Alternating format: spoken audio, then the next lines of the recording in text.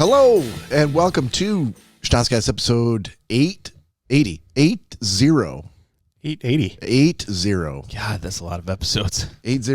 Well, 80 sounds too much like 18, so 80 for Saturday, July 4th. Because it's now 12:40 in the morning. Oh, my God. July 4th, 2020. Welcome, everybody. Thank you for joining us. If you're on Facebook, thanks for being patient. We probably had the splash screen up there for a while now. But big doings for the Schnozzcast this week. Nick Bader got himself a new Marauder. A Marauder. I did get myself a Marauder. A Marauder. Yeah, we had some issues with a Marauder. All fixed now. Yeah, new high-speed router, upgraded the internet, new modem. Cooking with gas now, in Cory's own words. Just had some fiddle fucking to do, some fiddle fuckery, as we call it. 1 hour's worth. But we're stronger for it, right? I believe so. What hopefully doesn't kill us makes us stronger. Let's hope. Dear God. God damn it. So hopefully everybody's doing well, getting ready to enjoy a lovely, very hot, sunny, in Michigan at least, holiday weekend. Fellas, big plans? Cory, what are your plans for the holiday? Going to my aunt's house. That's about it. Yeah? Yeah. That's tomorrow? That is tomorrow. And then recovery on Sunday? Working on Sunday. Working on Sunday. Well, at least you got Saturday off. Yeah. It was Yeah, begging and pleading situation at the last minute. Don't pull at the thread. Nick, what about you? Well, Bob, I'm so glad you asked. I'm Nick, by the way. I was going to say we completely skipped over introductions. But We'll get to that. Yeah, holiday weekend plans. Tomorrow's going to be playing it by ear based on this bullshit. But it should be going to my sister's house and then coming back for a barbecue with my amazingly good friends. Oh, I hope I get to meet them. They sound like excellent guys. You will one day. So let me not forget introductions. So this is Bob. I'm a Libra. Happy to be here. Cory. oh, hey. That's what I expected. Even though you completely went out of the order we discussed, but it's You know what? No one is keeping track of this shit. Going, wait, hold on, it's out. What? Nope. No, it's just because it's easier for me. Forget it. It's out of order. It's for me, not for everyone listening. There's no everyone. Did I take you by surprise when I'm like, hey, Cory? No, I actually had it set up just at the right moment to take care of that. So, to do his screen thing. Yeah, the screen thing. All right, I keep forgetting. And housekeeping somersaults across the screen. What should I do? Should I start again with me? No, we're good. So, and then we have one more person to go to.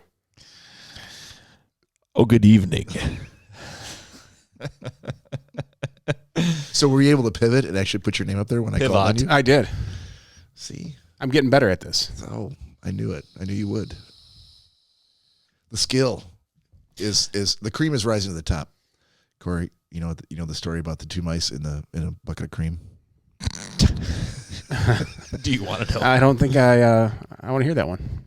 If I could tell the story in the voice of Please don't say Kermit Christopher the Walken, Frog. It would be amazing, but I can't. But yeah, so two mice in a bucket of cream. Oh, but you already said you could. I could, right? But we still went for it. We still went for it. No. Well, I thought, let me get a try. Maybe I'll get good job, Bob. Oh, that's my God, amazing. we've never heard your Christopher Walken. I feel like he's right in the room with us. Without hearing Bob's Christopher Walken, I can pretty much say it's probably made an educated guess. All right, well, we're gonna move on then, because we should. Yeah, Christopher D. Walken here. Bob, come on, not another Kermit. You sons of bitches. All right, so how about a little? I think the router is the housekeeping. That was the housekeeping that we. yeah, that's about that. We always start the show with housekeeping, then introducing who's talking, and then we move forward from there. Oh, and wishing well wishes of holidays. Yes. This fucking air conditioning turns on one more fucking time. Well, so now I don't know what to do, Cory. Can I move into booze news, or what do you want me to do here? Oh, if we're going straight into booze news, we can do that. Okay. All right. I have one booze news article here that I want to read for you fellas. And if anybody's got anything after that, you can picky tail off of my story. God, I was hoping that died off. It's never gonna die. Yeah, that better not die. Oh no, Cory would be so disappointed. So Did you know that NASA wants your help specifically, Cory, in designing future moon toilets? Oh, hold on. I saw a couple of his mustache hairs dance. Mm. Oh, hold on. Is this something to do with pooping? Yeah. Pooping out twirl those mustache hairs like otherworldly pooping? Snidely Whiplash? If it has to do with pooping, I'm all in. Exactly. So NASA has a project called Artemis that will see the first woman and the next man on the moon by 2024, which is very ambitious. And it requires a huge amount of preparation, such as toilets. Astronauts have to poop, Cory. Do they? They absolutely do. You're going to spend a year in space without pooping? I thought they just plugged something up there and you were good for several months. I think you're referring to what the kids are calling butt plugs. Oh, I just hook up to this hose and I get to watch it out the window. that's right. Wave bye to it. Yeah. Oh, look at that one. It's got some corn. So Freeze-dried corn. space toilets, which may in fact be the title for this episode, do actually exist already, but they are. I would hope so. We've been to, Yeah. Some would say we've been to the moon. Some would say. Oh, okay. 4th of July, I didn't man. know we had not the day to do I'm it. off. I think we've been there. Okay, I'm just so we saying. don't have any conspiracy theorists here on the. Come on, Joe. I know there's plenty out there.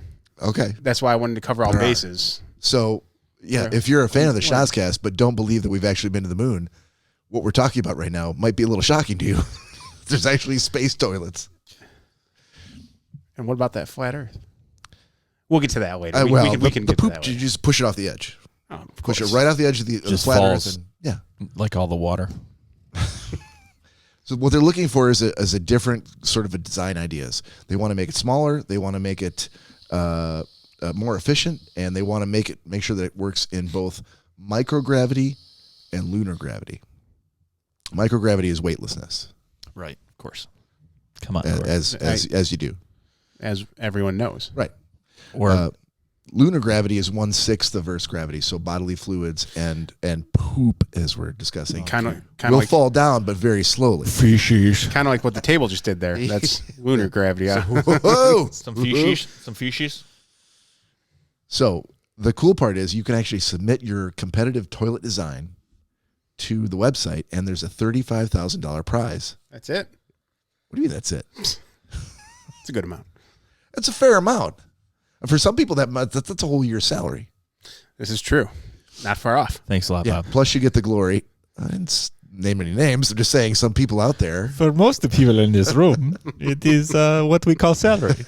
For me, it is my bonus at the end of the year. It is a Kroger bill. Yeah. Plus, you get the glory of being able to say that you helped design a moon toilet. Which, who the fuck wouldn't want that? I mean, I'm all for it. God, I would hope so, Cory. There's also a junior category for those young people out there who listen to us, and I know you are A because little poop knife just attached to the side of it. Is it true that if you came up with one, Cory, like a space toilet, you would call it the Cory hole? That's correct. I think did you say the Cory hole? I think that would be rather fitting. No, don't you? no, it would not. You know what that sounds very close to, right? Yeah, But that's has nothing to do with the toilet. I know. Okay. Call it the old Cory hole. I'm gonna try. Apostrophe OLE. I'm gonna try to. Yep. I'm gonna try to chuckle my way through the rest of this. For our young listeners, Oh, thank God. there's a separate category, a junior category for under 18 folks, students who are like, you know what, between 5th hour and 6th hour, I think I'm going to design myself a moon toilet and get myself $35,000 to pay for college. They do have an extensive list of technical requirements for this toilet, and creators will have to take into account a host of factors, including female needs, because there are, Cory, despite poop? your thoughts, No. there are female astronauts, and they do poop. There's no way. I swear to God. So where are all these butt plugs going? The toilet cannot have water. Where? I'm pretty sure that Why does the presence of female astronauts have anything to do with let's say a butt plug shortage in space? Oh, I mean, if you drop the N, it's ASA. So I figured okay. all the Well, All I mean, the I way. guess. Oh, he's going somewhere. Hold on. Hold on. I Hold on. can't. Yeah. That moment where Corey realized Explain that the line of logic and conclusion, please. the moment where Corey realized that he just started talking, and then all of a sudden he realized People had were listening. both of our like absolute attention, and he's like, "Holy fuck! What the fuck? I don't even know the end of the sentence." Yeah, can't even remember what I just said. Can't even remember. That's why the N is gone from NASA and it's ASA. Oh my God! They're staring at me like they're trying to crack a safe. What the fuck should I say?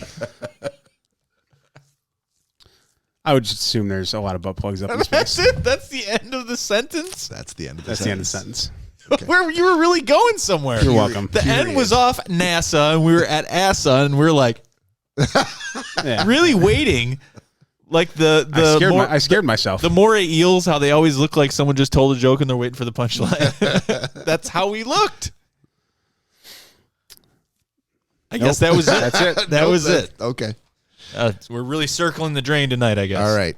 So, for example, Corey, while the preferred method for capturing vomit will be emesis bags, or what they call throw-up bags, ASA, or what may be formerly known as NASA, says that bonus points will be awarded to designs that can capture vomit without requiring crew members to put their head in the toilet. So you're going to be placing your face. No. Well, no, that's what they want, a design where you don't have to put your face in the space toilet.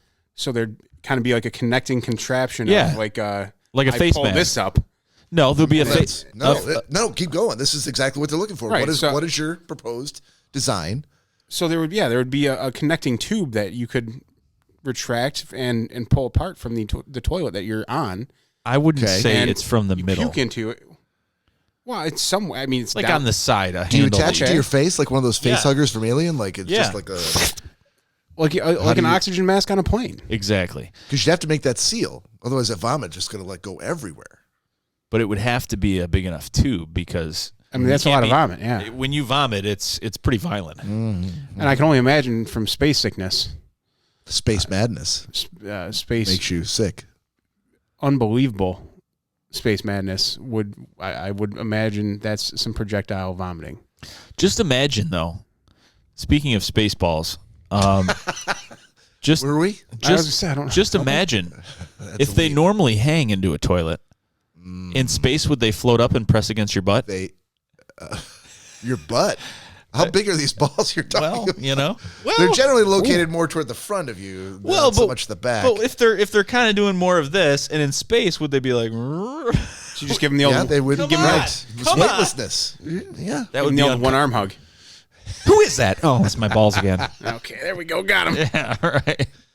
I'm going to imagine there's a lot of compression shorts being used in space. Yeah, but when you're on the toilet, that's there's no compression shorts. That's true. That's true. So would you actually have to disrobe completely? You'd have to really use the space toilet? You'd have to really push your schwanz down if you were sitting, because otherwise it's just going to be like an out of control fire hose that's just into the air, into your face and everything. So you know. compression shorts Yeah. that have the attachment built in. For what? So you're walking around with this like elephant type thing, just like swinging around, waiting to be connected to a toilet. Okay, Bob. Elephant. I mean, Let's not get carried away. come on. No, let's be as accurate as we can. Come on. Let's just say an elephant thing just swaying in space, waiting for a toilet to attach to. They're just walking around like that. And this is the ladies too, by the way, because despite what you may have heard, Corey, there are female astronauts. Still crazy. like a gerbil dressed hell up you as an say? elephant for Halloween. Yeah. See, I knew he would Little come- baby trunk. Yeah. Yes. Like a fetal I elephant. think we're on the same page. Yeah, okay. Yeah.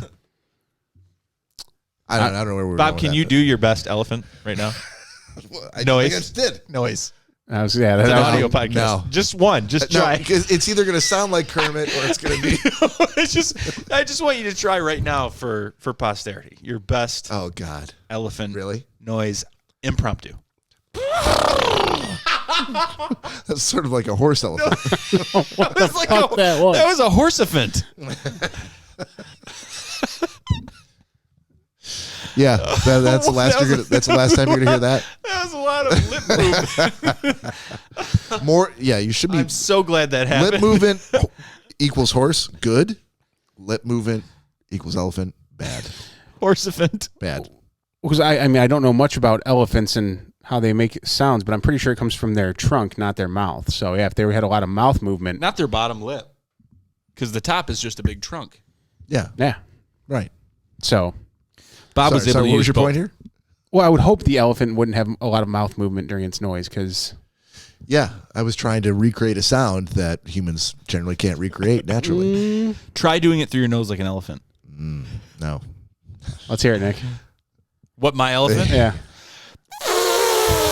See, no lip movement. That's it was a all proper out the nose. all out the. No, it's out the mouth, but the lips don't move. That was my elephant. Yeah.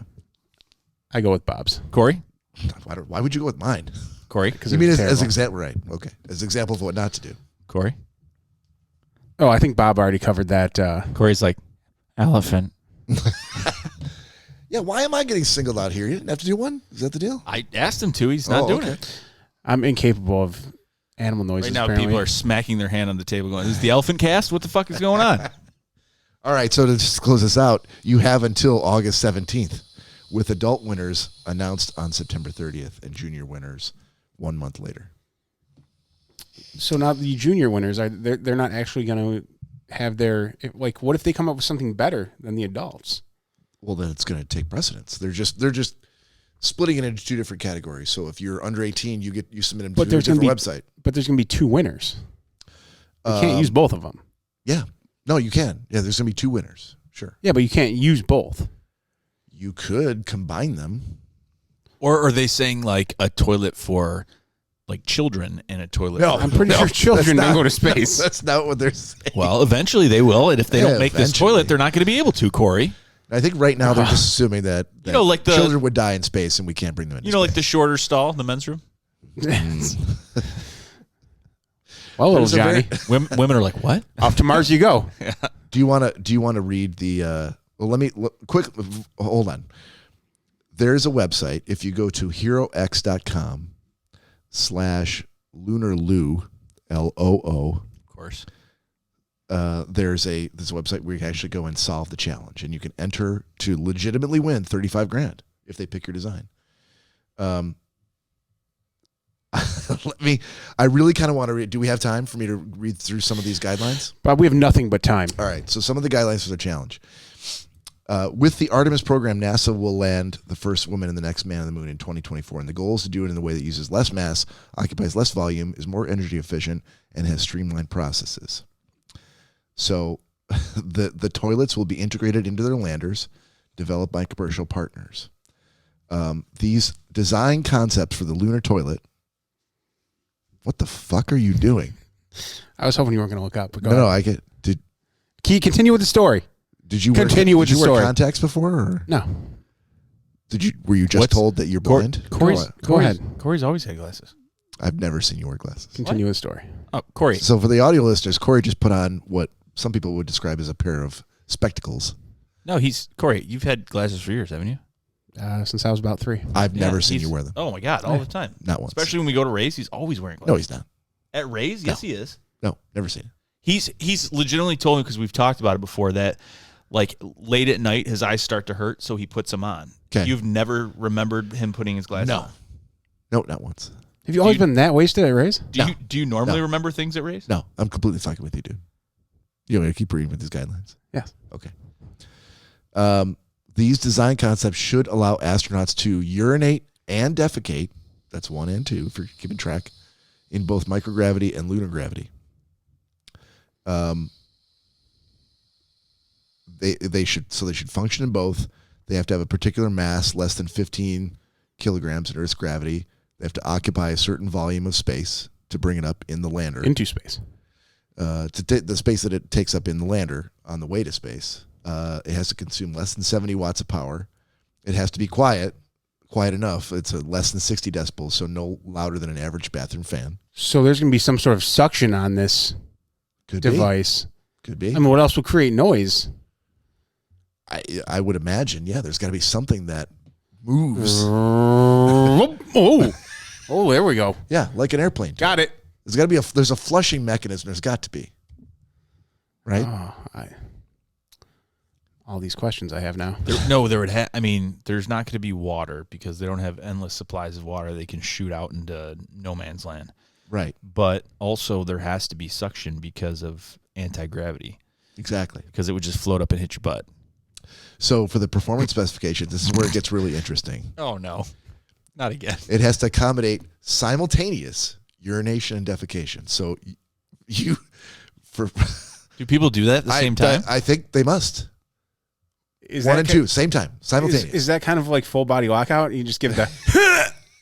Oh, there we go. Yeah. Got both of them. I think so. You can accomplish it by It's like pelvic pressure at a blowing high your degree. blowing your nose at the same time, but you can't blow your nose with one hand, and you're gonna have to hold your schwanz because it's gonna float up in the air and spray pee all over the place. So are we thinking two different hoses, one in the front, one in the back? I'm not connecting all those hoses. I really hope by the end of this, Yeah. like we just couldn't figure out how to get someone's schwanz to go down. It's just floating. That's all we got. You got to use. That's your the hand. wall we hit. Yeah. Floating schwanz. Yep. Nothing we can do. Stumped. Utterly stumped. Fucking ass, and we can't figure it out. There was when you're done. Awesome. When you're done with that, I got an interesting question. Okay, let me get through this, then we'll get your question. It has to collect up to 1 liter of urine per use, with an average of 6 uses per crew per day. Seems spot on, right? Does it use the urine to flush like water? I don't know, but that would be a great design. No, it wouldn't. Have Why? you ever been to one of those bathrooms where the toilet's broke and everyone just keeps peeing in it? And the second you pee in it, you're like, oh my God, how long has this pee been sitting here? No, but I think it's if it's broken. But assuming that this toilet works, then yeah, it wouldn't have to refill with water every time. You just use all that urine. The urine. It must accommodate 500 grams. Cory, would you please look up how much 500 grams is? 500. Of fecal matter per defecation, with an average of 2 uses per crew per day. So, Holy fuck me! What?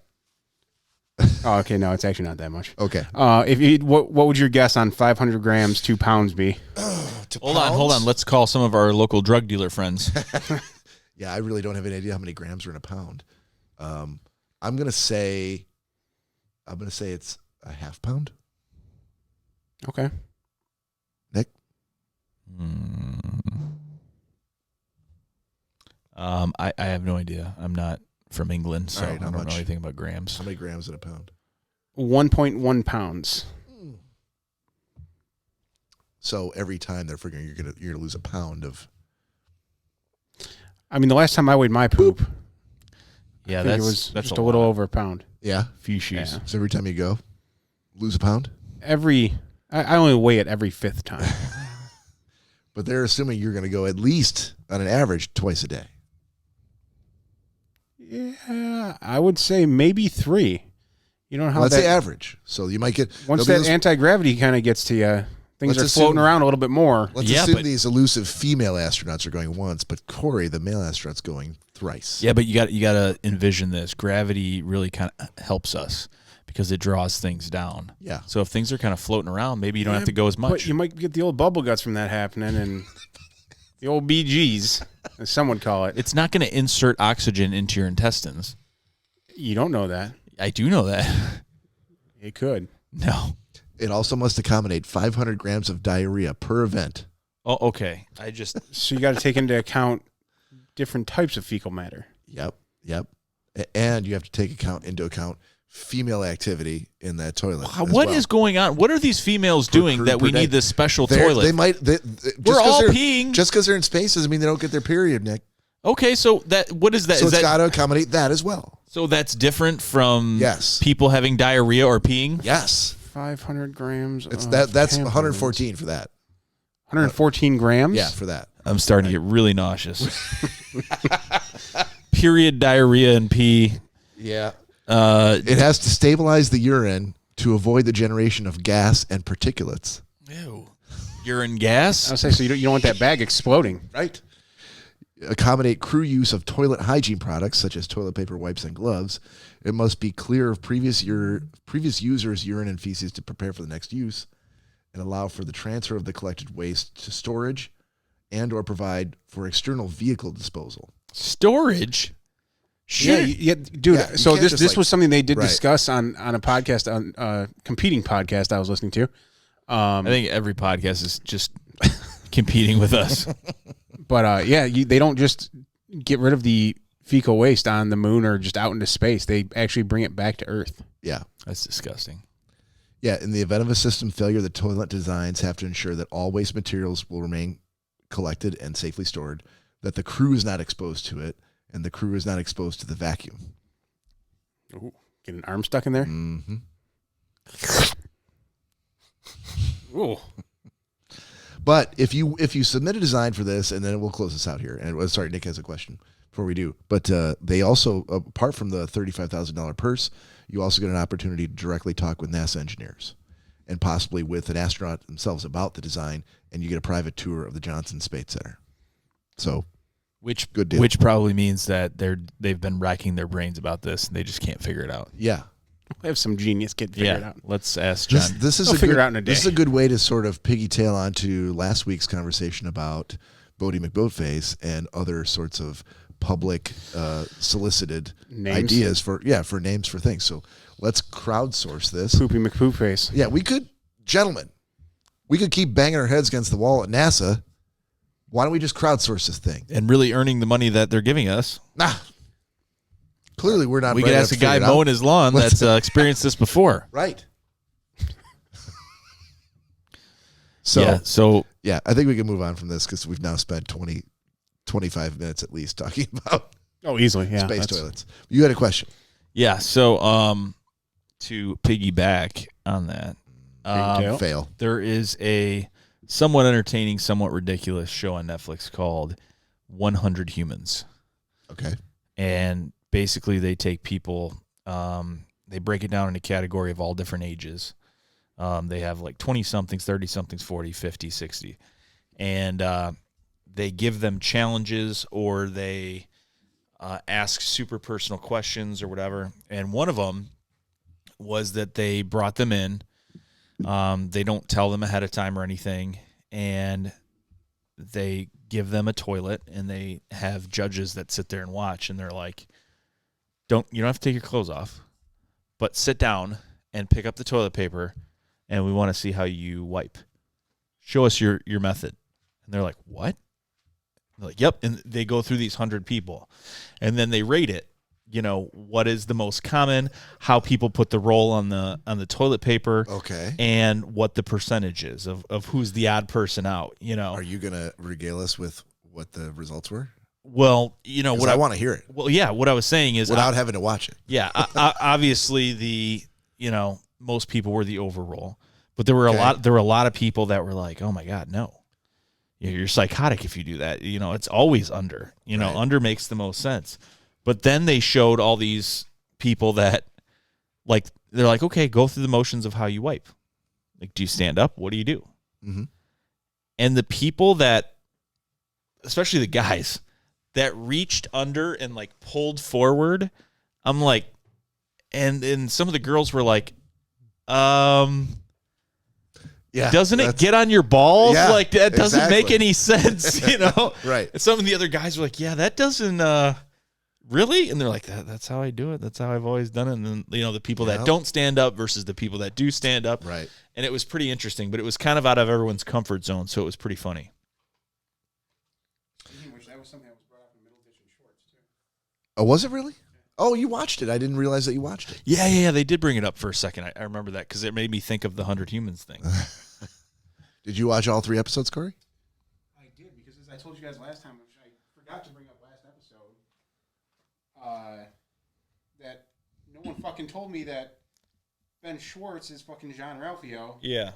I think Bob told you. I can't remember whether they did or not, but another one of the things that they did was, as much as I love to hear Cory yell from the freezer on a podcast, is that they would do like either physical challenges or mental challenges. Like one of them was, are they all toilet related? No, not at all. Like one of them was like an IKEA patio chair. Oh, no way! That they had, who can get it together, put together the fastest? They had to put it together. Oh, God. But one person was like at a table here from each group, and they had headsets, and they had a microphone, and they were talking to somebody over on their team, and they were reading the instructions, and the person that they were telling had a blindfold on. Okay. So they had to relay whatever instructions were being given to the team of 5 of their comrades, of their age group. Right. Saying, okay, you need to look for this. Yeah, you need to put this together. Funny thing about that was the 60-somethings won that competition. The 20-somethings didn't. Life experience. The 20-somethings didn't, and I think the 20-somethings came in second and the 50 came in third. And then the 30s and 40s like sucked at everything. And they said they attribute it to like stress and like all this different shit. Oh, fucking whiny bitches. Is that Generation Y? Is that the 30s and 40s? I'm trying to figure out. Well, they were separated. 30s and then 40s was another one. Okay. And they were all categorized by their shirt color. So the 20s had all green shirts, the 60s had blue, and so on and so forth. Okay, this is on Netflix? Yeah. I've seen 100 Humans. I've seen it a bunch of times on there. I've just never actually taken the time to click on it. Some of it's start like watching it. Some of it's like, and other stuff's actually really interesting. Okay. One of the other challenges that they had was, can you go into a room, and they took volunteers of really old people and really young people. Okay. And could you differentiate if you were blindfolded going into the room by smell? Walking up to the person and see if they have an old person smell. Oh, really? Could you tell easily that this was a younger 20s person or an older, right. 60s, 70s, Like I don't detect the Axe body spray. I'm going to guess you're... And it was... like mothballs and Werthers. It was so funny. Werthers. Because these people have... mothballs and caramels. That's right. They have Grandpa!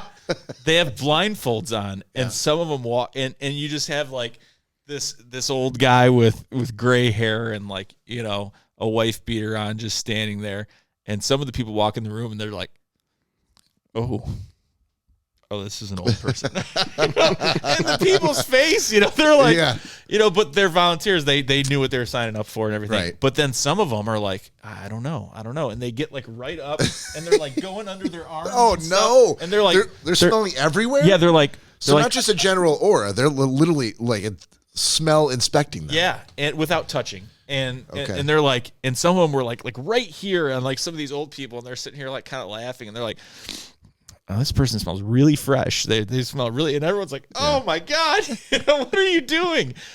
It's most of like the 20-somethings on that were like, wow, like, oh yeah, that no disrespect, but this is an old person. you smell old, sir. So everything about you smells old. It's definitely interesting. That's weird. I wonder if I have an old smell. Well, now that you're asking. Yeah. I don't know. You have to find out. I assume you're saying I definitely smell older than you fuckers. You just have the mothballs right now. Yeah. I haven't. You haven't gone to the caramel phase. You haven't gotten the caramel phase yet. You're not two Werthers yet. I'd rather go Werthers than mothballs, honestly. Yeah, but that's something that's something you have to earn. You get what? You have to earn the Werthers? You have to pass out at least 15,000 Werthers to young children before you can. Jack used to always say, boy. Daddy, why do you always smell like booze? So maybe that's overpowering. He smells like he should be dead. How are you still alive? There was one person that came to mind when you mentioned the smell of old people. And I think we can say on air. Have we had these shots sitting here for this time, like a really long time? Probably 3 minutes. But we're gonna take a minute and do a Schnozzcast shot. Please join us. But they did happen to say that younger people, because they're in their prime, and as human beings are similar to animals in that sense, that they give off a more pleasant smell to attract a mate. And that younger people typically smell better because pheromones and hormones and things like that. This is getting worse and worse for Bob, Nick. I'm just. That's fine. That's fine. Sorry, buddy. At your point, at your stage in life, your body doesn't want to attract a mate, so it's sending out a different. It's sending out a different scent. Go away. Leave me alone, scent. Once your body detects that the the seminal vesicles have already made children. Seminal vesicles. Have already made children. Then it's like, okay, we don't need any more. So a different scent is going to be produced now. I'm still upset no one's laughing at the seminal vesicles joke. Yep, I got it. I mean, essentially, we're all just decaying toward Death. Exactly. Yeah. I'm just further along the road than you guys are. So does that mean that they're smelling decay? No, when you say mothballs and caramels, what you're really talking about is death approaching. Yeah, basically. Yeah. Yeah. Death is closer on you, sir, than it is on the me. sweet smell of death. No, Bob is more of a cigarettes, Huskies, and vinyl.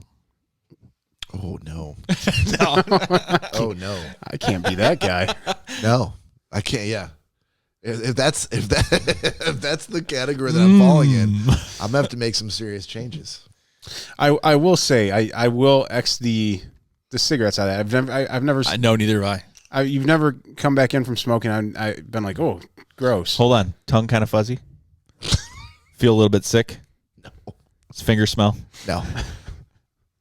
So yeah, I'll give you that. I'm honestly trying to stick to the vape. So if I smell like what did you put in here? Blueberry caramels? Secret. Rainbow sherbet. No, the one I put in there was the strawberry butter pie. Oh, the butter pie. Yep. Yeah, if I can smell like strawberry butter pie and dog fur and vinyl, I'm okay with that.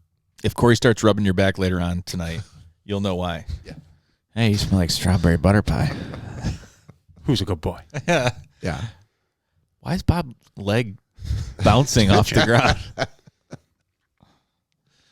But yeah, so if you have a chance and you really have some downtime, I'm not going to give it a gentleman's agreement recommendation, but or a pick of the week. no, but Not doing pick. Okay. no, but 100 humans is definitely. I had never heard of it, so I'm glad it's definitely interesting the way they do it. Very interesting. I hadn't. I assume all the episodes are like these 100 people doing like Seinfeld level, like normal shit that regular people do, and they want to figure out what's the right way, what's the wrong, what's the most popular way to do this. Whether it's how do you brush your teeth, do you squeeze from the middle or do you squeeze from the bottom of the tube, shit like that. There's some of that, but there's also other things like we're gonna serve people. Science has proven that based on a certain drink, like if we give you a bitter drink, or no, I'm sorry, if they play pleasant music while you're eating, food tends to taste sweeter. But if they play boring music that you don't care for, food tastes more bitter. So they had a melange and a different. Sorry, they had a what? A melange. Melange.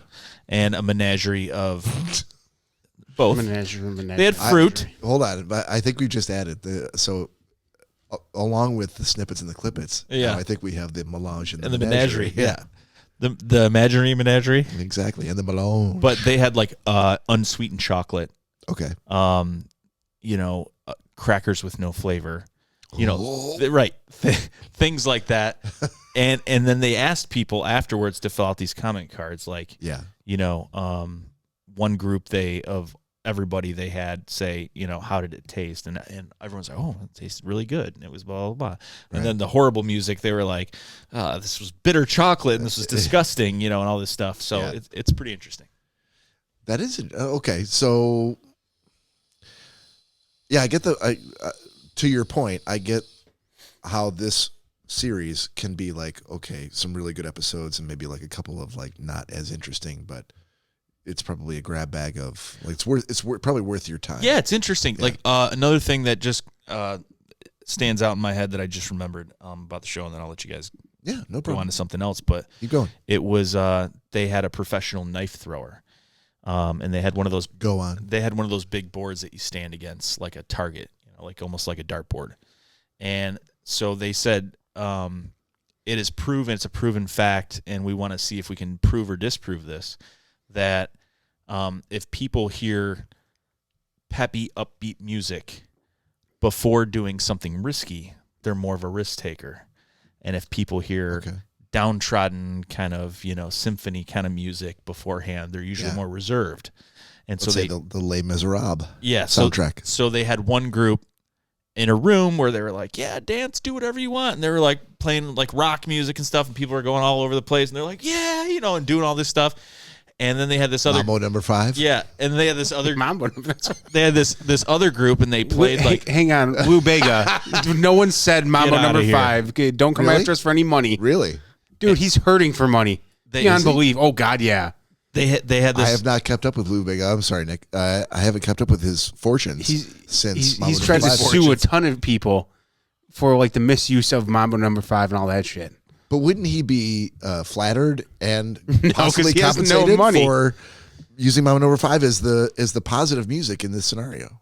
No, because he's not getting money for it for some reason. He did recently post on like Instagram or something that went viral that I think 2020 is the year of Mambo number 6. Hold on. Are you following Lou Bega on Instagram? No, someone shared like his like Twitter. a friend of a friend. I just wanted to. Yeah, I'm asking for a friend. I thought it was funny till you just said that. No, I'm good. No, I just didn't. I don't know anybody that's following it. I literally don't know what has happened to this man since he released Mambo number Nothing. 5. Yeah, sorry not to throw that off track. That Oh, you're good. No, but Sorry, go ahead. yeah, so they had the one group listening to like upbeat, fast rock music, and people were dancing and like all over the place. And the other group was listening to very slow, like almost elevator music, and they were like yawning and sitting down, and no one was doing anything. And then they didn't tell them what they would be doing, and they would take them one at a time into this thing. They'd say, this is Bob Rankin, you're in some kind of outfit, like some kind of outfit. some kind of Like a Ghostbusters, like almost suit. like a one piece zip up, like button a up. like a jumper. Yeah, a romper. janitor's like a red costume. like a pirate or something. Janitor's costume. with like a That's what I thought. Ghostbusters. I'm like, it's a onesie. That's their with a actual belt. job, Bob. They don't need a costume. Ghostbusting is not a. Actual Oh, I job. thought you were talking about janitors. some sort of pantaloons with like a red scarf tied around his waist, and he's standing there very Yeah. prominently with some I would knives. Rock the pantaloons. A pirate? I would rock the and they pantaloons said for they sure. said this is the great so and so, and he's a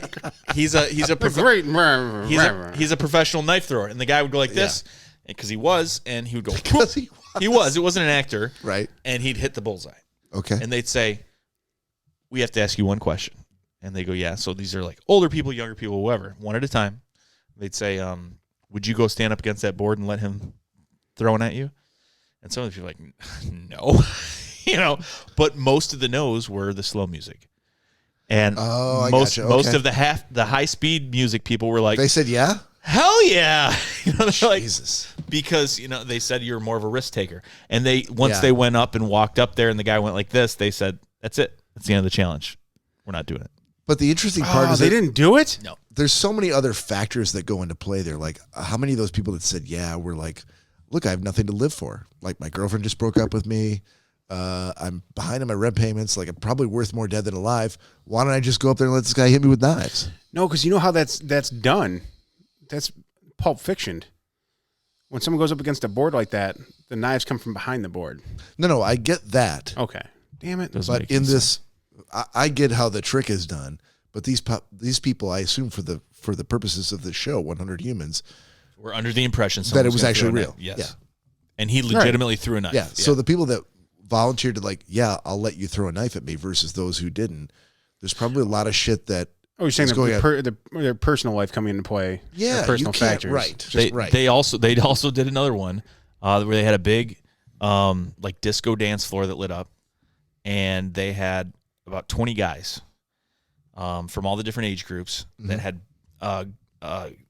brown paper bag over their head, and they said that there was The unknown comic. there was crazy music playing. There was crazy music playing, and You know what I'm everyone's talking about? Yeah. everyone's cheering and shit. And they said that there was an urban myth that guys that can dance better can attract mates better because it's an attractive Part of the quality. animal kingdom. An attractive quality. And they asked females, and they said, yeah, it's an attractive quality. Yep. And they said, is that based on animal instinct because they have they're more potent, they have a higher sperm count. Oh, yeah. So what they did was they had these guys, they had these guys go out on the dance floor and dance, and the girls from the group would be like, yeah, and they voted on who was the best dancer.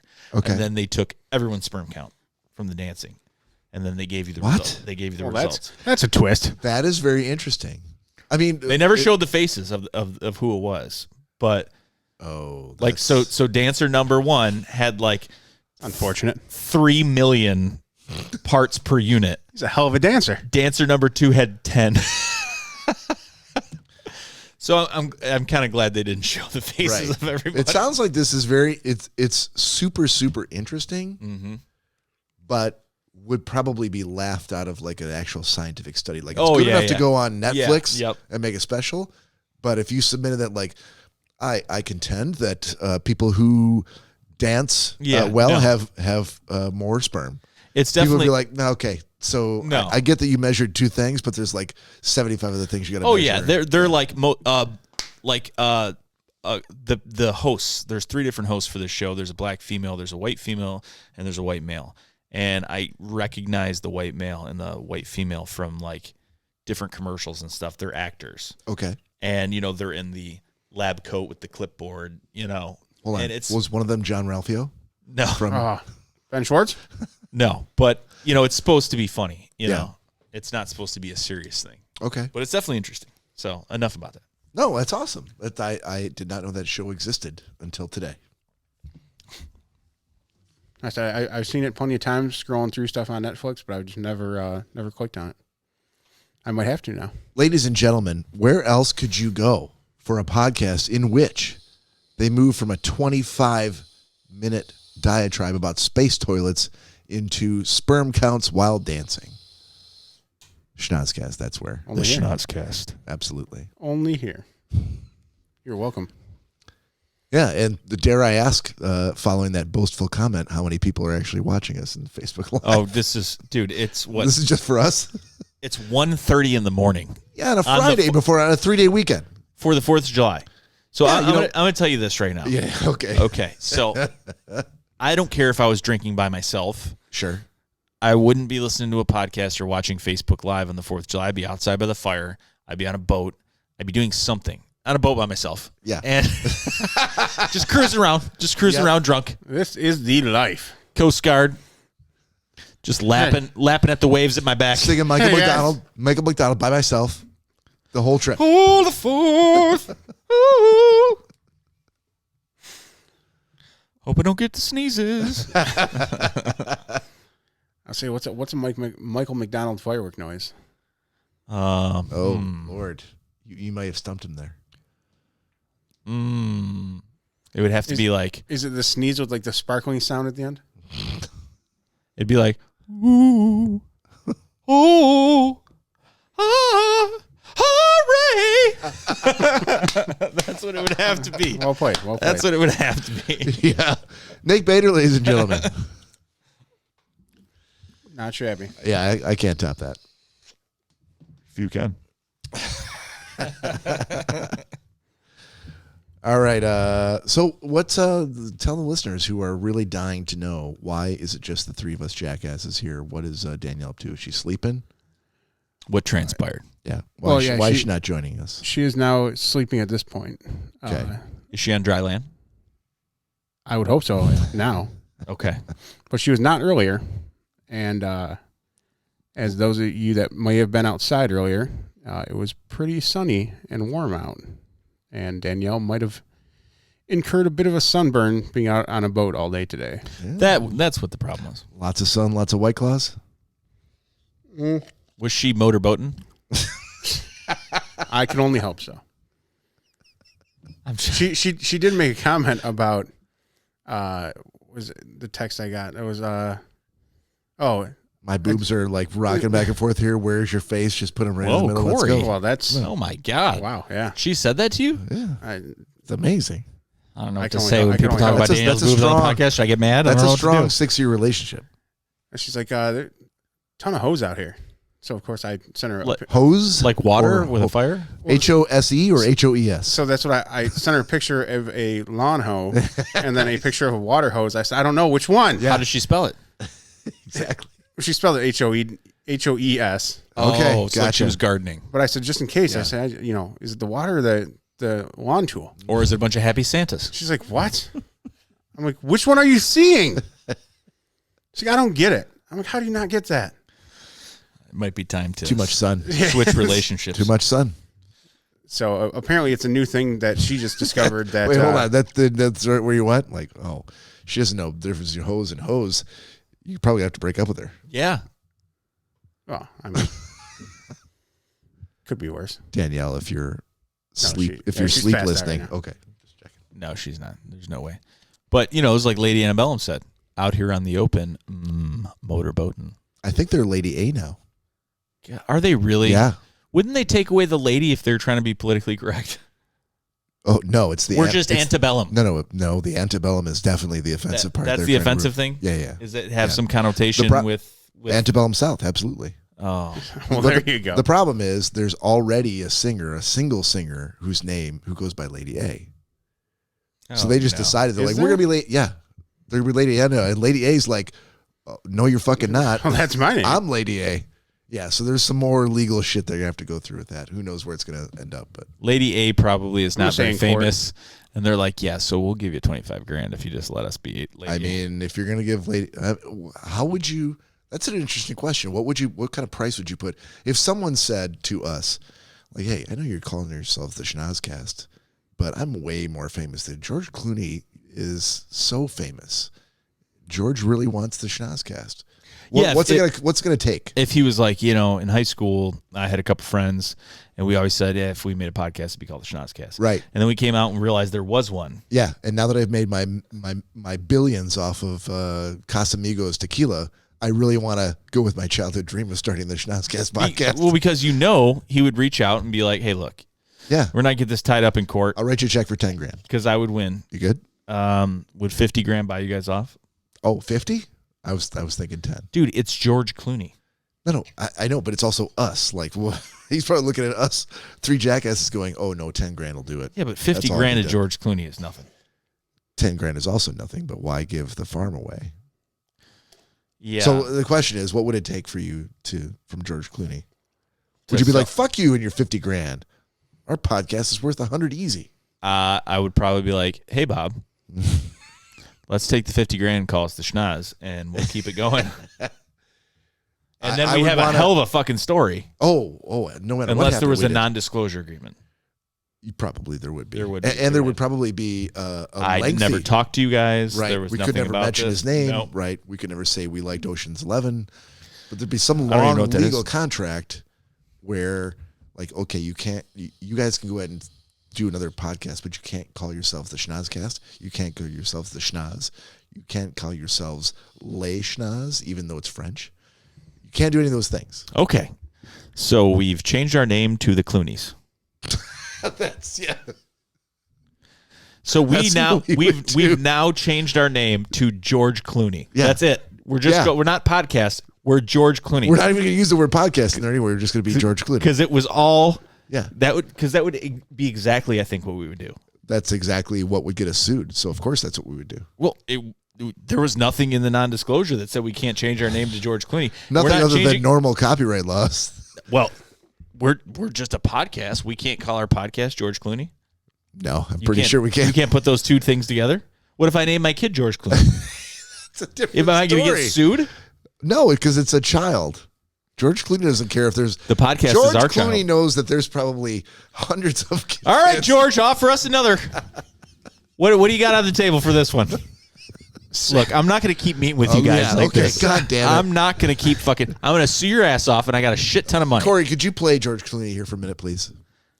Well, I was just thinking, going he kind of looks like him right now. What? Bob obviously does not agree with What that. did you say? No, I didn't hear you. No, going off of what Nick was kind of saying. Yeah. So if you name your kid George Clooney, you'd kind of have to be the one to go to him and sue him, wouldn't you? In order to name your kid? In order to get money from him. No, he would have to object and sue you. He can't object to a name. Well, of a right. kid. Of a kid, right, but of a podcast. But I see of a brand, maybe. I see the hilarity of someone naming their kid George Clooney and then being like, well, anything that George Clooney does on TV now, we get rights to that. Because my kid's name is George Clooney. No, but George Clooney was not that would go anywhere, but I could see someone doing that. He probably has copyright on his name, of course. Yeah, I would hope. So you probably couldn't name a product George Clooney. No, probably not. If I designed a space toilet, I couldn't name it the George Clooney and then submit it for my $35,000. But you could probably call it G's Clooney. Possibly. Clooney. So when did you guys know that you were really going down the pipes? Well, it's when I suggested that in order to use my space toilet, just go ahead and call it the Clooney. Right. Exactly. Too many consonants. That's you want to watch out for consonants, and generally it's a good life lesson. Well, not according to the Russians. Avoid those consonants. I was gonna say if you named your kid Clooney, Cluene or NY. What's the point of that? Ladies and gentlemen, this is Spelling with Cory.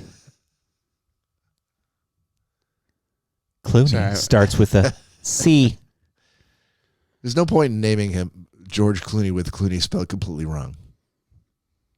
Oh, I mean, It's not as fun. It's not as funny. It's not. It could be. It's not even ironic. It could be with a J. Jorge Clooney. Oh, you're gonna get his dumb questions from neighbors like, "Oh, that's kind of like it sounds like George Clooney the actor, but clearly it's not." Like you. Yeah, because all our neighbors talk about the podcast, except for your one that played music for us. Right. Speaking of that, Jack Moran on Instagram, everybody, please follow him. he's the one that does our music. That's As he just said. oh, okay. I didn't hear that part. You're Sorry. busy reading about space toilets and George Clooney. No, because George Clooney and Julia Roberts have sued an electronics company for using their names. I can just see big titties in the reflection of your glasses right now. I only wish that was true. Danielle, you'll have to zoom in really, really close. Never thought about the reflection. All right. Well, since we're an audio podcast, we can't be Googling things, sure. for long periods of time. So, Well, there was something with the whole Lady Antebellum thing that too I stumbled across. oh, but- okay. Go ahead. Well, we'll talk about save that. Save for after the break. We can save it for after the break. All right. yeah. We're at about 57 minutes, so let's do one. Ready for a shot? No, a break. Let's do. We have 3 minutes. Let's do. Oh God. Okay. Let's do a Yep. shot, then a break, Shot, then a break. and then we'll come back and we'll do a shot. All right, Cory. I got to tell you, I've been using OneNote to try to. I use it for work, but I've just while we were waiting the hour break that we had, we were trying to get everything working with Switcher. Started making myself a new OneNote notebook for the podcast to start to keep track of a lot of the shit that I was doing it in different places, like using my notes app on my phone or using this or using that. So I don't know if you've used OneNote or not. I did used to have it, and if you're going to be using it, I can definitely re-download it and start using that because Yeah. I do the same thing. I've been using my Notepad because it goes between all my devices. Yeah. But if it's able to obviously to go between all of us, if we have OneNote, Yeah. then- I haven't tried that yet, but I'm now really, really interested to know the answer to that. And especially if I could put pictures. I do know and the links, answer to like- it because okay. there was the loss prevention group that I worked for. They used OneNote to keep track of all stats and stuff like that across the board with each other, and that was like the only thing for like people that had Androids and iOS devices. You could go cross-platform with all of them. Okay. So that was the app that everyone used. Oh yeah, and I can share. I can invite people to know. But that's awesome. Yeah. So I'm. Well, on the break, I'll have to download it. Yeah, we can Sounds talk good. about more tech stuff on the break as well. Woo! So, Schnozzcast, Sorry, what? Schnozzcast, if you're out there at some point in time, because you're not there right now. We'll keep working on that one, everyone. Don't worry. And you want to do a shot with us, go ahead and pause us right now, and then you can meet up with us to do a shot. Oh, hey, you. Welcome back. Oh, Let's do that shot now. hello, gorgeous. Hey, Oh, cheers. Cheers to you. touch your glass to mine. Ladies and gentlemen and listeners of the Schnozzcast, we will be back in approximately 15 minutes. Thanks for the shot. We will see you then.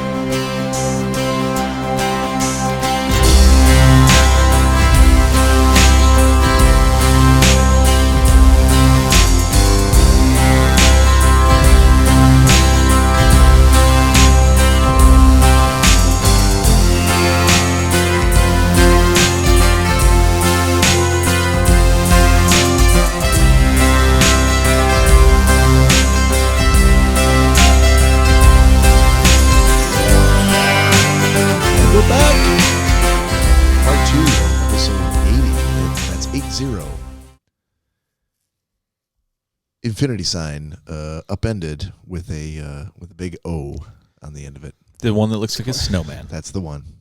Quite the long way to go about that, but okay. Well, you know. He's just so happy that he didn't call it 880 this time. Well, that was the only one closest to 18. I'm like, I still don't understand what that means. All right, so we've got a few things we want to get to in the second half, including Gentleman's Agreement and Pick of the Week. But before we do that, I had I don't think it's necessarily booze news, but I thought it was. I laughed quite hard at this video. So I sent Cory a couple of videos. Mm-hmm. First thing I want to say is, does either of you guys remember Tech Deck? I'm sorry? The finger skateboards? Yes. Yeah. So my Jack, my son was big into Once Upon a Time.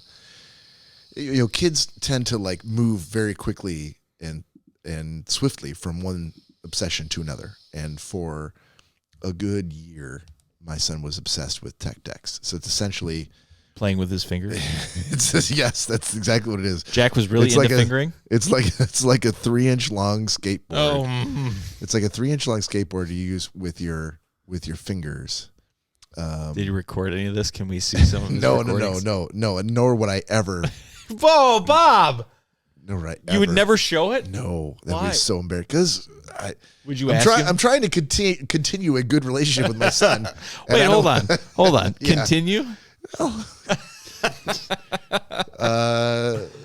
Let's say like jumpstart relationship with my son. There we go. Yeah, there you go. So I would not want to. No, I would never do that. But if you asked him and he was like, "Yeah, it's not a problem. I don't care. No one can see my face. That's fine." Yeah, if I asked. None of my friends watch this. But then, well, why wouldn't I just show any other Tech Deck video? You could call it Jack. I could say that's Jack's fingers. Those are Jack's. Anyway, Tech Deck. It didn't really take me a long amount of time to wrap my head around what it was and why it would be an improvement, because he wasn't actually out there on a skateboard potentially. There was a time. So you were all for it? Yeah, I'm like, that's fine. Okay. There was a time where, I mean, Jack's had a skateboard in one form or fashion for the last 10 years, and he'll take it around the neighborhood.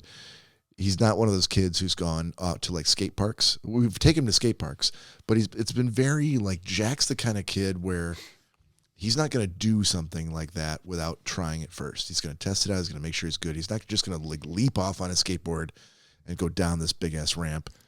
He's going to make sure he feels comfortable with it. It's just the kind of kid he's always been. I like Jack more and more. So he wanted to do this thing where you could literally buy little play sets where there's little tiny rails and stairs with railings you can do tricks on. And yeah, stuff. I remember those. Yeah, so you basically have this 3-inch long skateboard using your fingers to move it around this little playscape. And so I think Cory's got a video here that he's going to show for Fingers of Fury for Tech Deck. I was going to say the one thing I do have, I hate to break it to you, but Tech Decks were way before Jack's time. By no means was I saying like Jack was a trailblazer or anything. Yeah, no, not Jack. They've been around for a long time. I would say way before because I feel like it was after my time. Yeah, well, this is 99, so Jack hadn't even been born. He wasn't born until 2001. So, oh god, I totally get it. So, yeah, let's do this just to put some context behind the story. Oh, here we go. Fingers of Fury. I don't like the little finger graphic that was on that skateboard. Oh, someone from Saskatoon, Canada. Dijon, France. Oh, wow. These are graphics that Cory's just learning to do. So you kind of, you take your, Oh, my God. That's masterful. Oh, dude. How'd he do that? Is there like a rubber band that holds his finger onto that? No fucking way. Come on. The athleticism. Are these guys just continually doing push-ups and sit-ups to make this happen? What I want to know is, how do you get to be the cameraman for this? What are the qualifications? No. Cinematographer. That's right. That's the word you're looking for. My mind is blown. Oh, he's sweating. I like the close-ups. There's definitely some sweat going on there. Oh my God. So, I asked Cory to show you that video to set up the next video, which is the White Ninja versus Green Master. I did see that. Did you see it? I did. Did you? Mm-hmm. I honestly I laughed so hard when I saw this video, and the first thing I thought of was Tech Deck, where people were sort of using their fingers to do things that you could do in other ways. And that's how I got roped into it, thinking it was like a Tech Deck video. No, this was during quarantine, wasn't it? I think someone did this during quarantine. Probably. Yeah. I'm not sure what the date on it was. I think they did actually. Premiered, May 22nd. Yep. Right. So this is White Ninja versus Green Master. I think I got roped into this because I thought it was a Tech Deck video, but I watched it. I've probably watched it 12, 14 times. Oh my God. Laughed through every one of them. It's actually find it. The first and only time that I watched it. First of all, you look at everything that went into what they made with the backgrounds with foam core board, and the drawings and everything, and then you think about the costumes that they made, but also the most I can get on board with the rest of that, the artwork and everything. But sewing the little costumes, that's a little fucking gentle for me. Well, but the fact of the matter is the movements. It's very difficult. And seemingly this would have to be one man with two hands that is doing this. Which I don't know too many of those.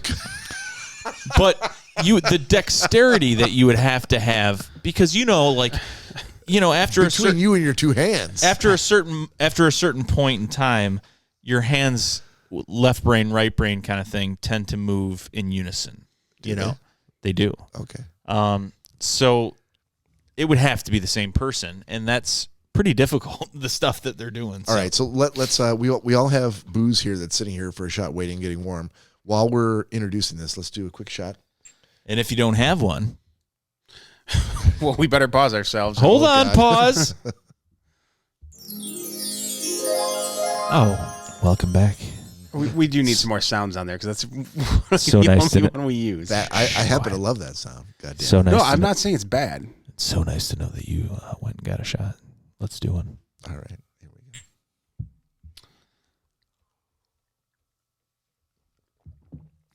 go. Okay. Here's a question real quick.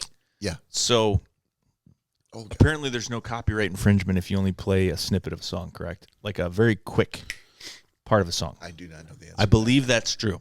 Do you? Yeah, because they said you have to play like over 7 seconds or something. Definitely right? not true by any means. I don't think it's true. No, you don't think so? No, I know it's not any true. Clip, yeah. So if you play 2 seconds of a song, if it's enough for the software to detect that it's a particular song, they'll shut flag it down. it. Yeah. okay. But the good part being is most of these videos, there is a whole YouTube library that you can go to and grab music out of there that's either not copyrighted or has been approved for copyright use. So obviously that last song on the Tech Deck thing, I think that was just kind of a generic song that a lot of people use for videos. Aren't you the one that said that if something's available on YouTube, then you can use it? Yeah, I mean, unless you're playing someone's concert and putting it as your own. I think it was probably me, but yeah. But yeah, so if you found like Herb Alpert and the Tijuana Brass, you could play that song. I mean, that's a whole nother discussion. But as far as this, we're showing a video. Oh, okay. And saying it's a video that we're showing, we're not saying it's has. No, has I'm nothing to talking. do I'm with talking music. about Giving credit where credit's due. Yeah, right. yeah. So our intents and purposes, we couldn't use it on our soundboard, but we could play it here. I think For that's the true. most part, For the yeah. most part. Okay, so Tech Deck. For the audio listeners, just to set this up, we're going to play a video here that if you wanted to follow along, all you got to do is go to YouTube and search for White Ninja versus Green Master, and you'll see it's the thumbnail for it is the Action Icons guy wearing a glove, and that's what we're going to be watching. So go ahead and cue it up, Cory. All right, here we go. I am willing to show you. I am not afraid of you. By removing you from my town. This may be a task you're not able to take. I've never seen this either. Oh, Cory. Really? Oh, you're going to be amazed. Prepare to have your mind blown, Cory.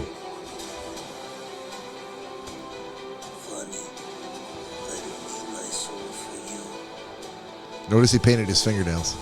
He put his spoon down. Yeah.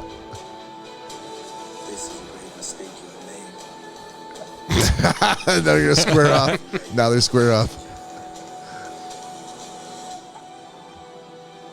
I am always ready.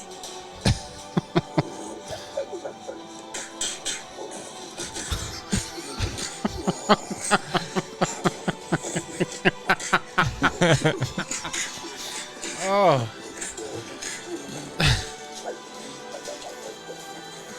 The question is, are you ready?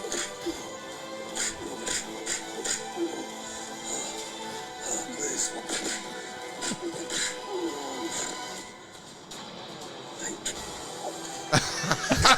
Cory. In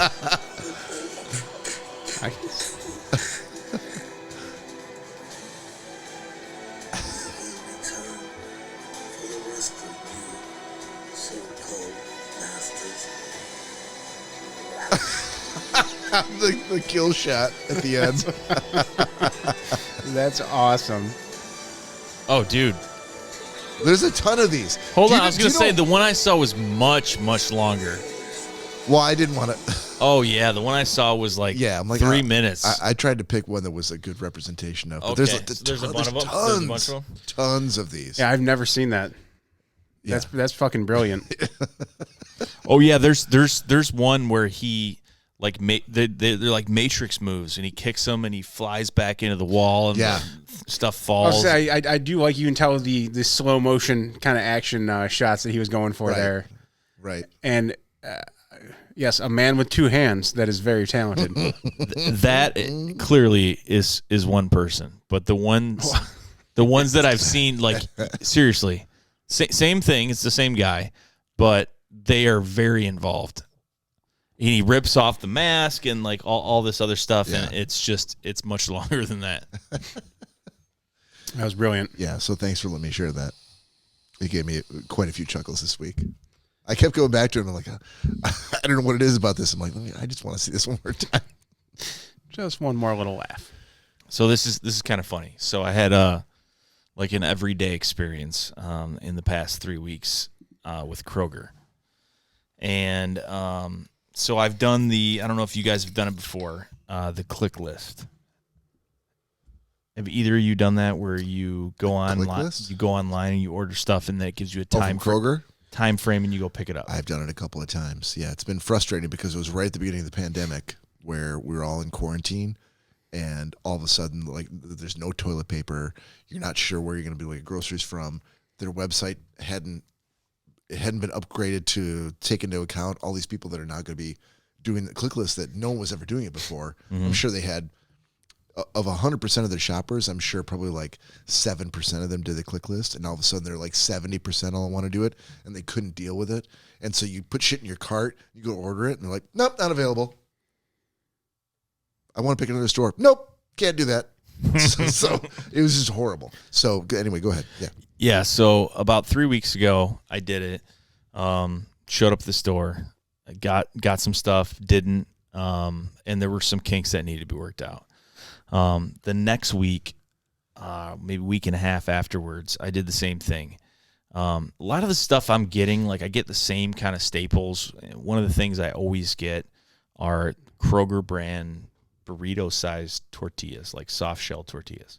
Okay. Because you can make wraps, you can make soft tacos, you can do whatever, you know. Okay. And if anyone's ever been to Kroger, they have like a whole half of an aisle, both sides, full of tortillas, you know, soft tacos, shells.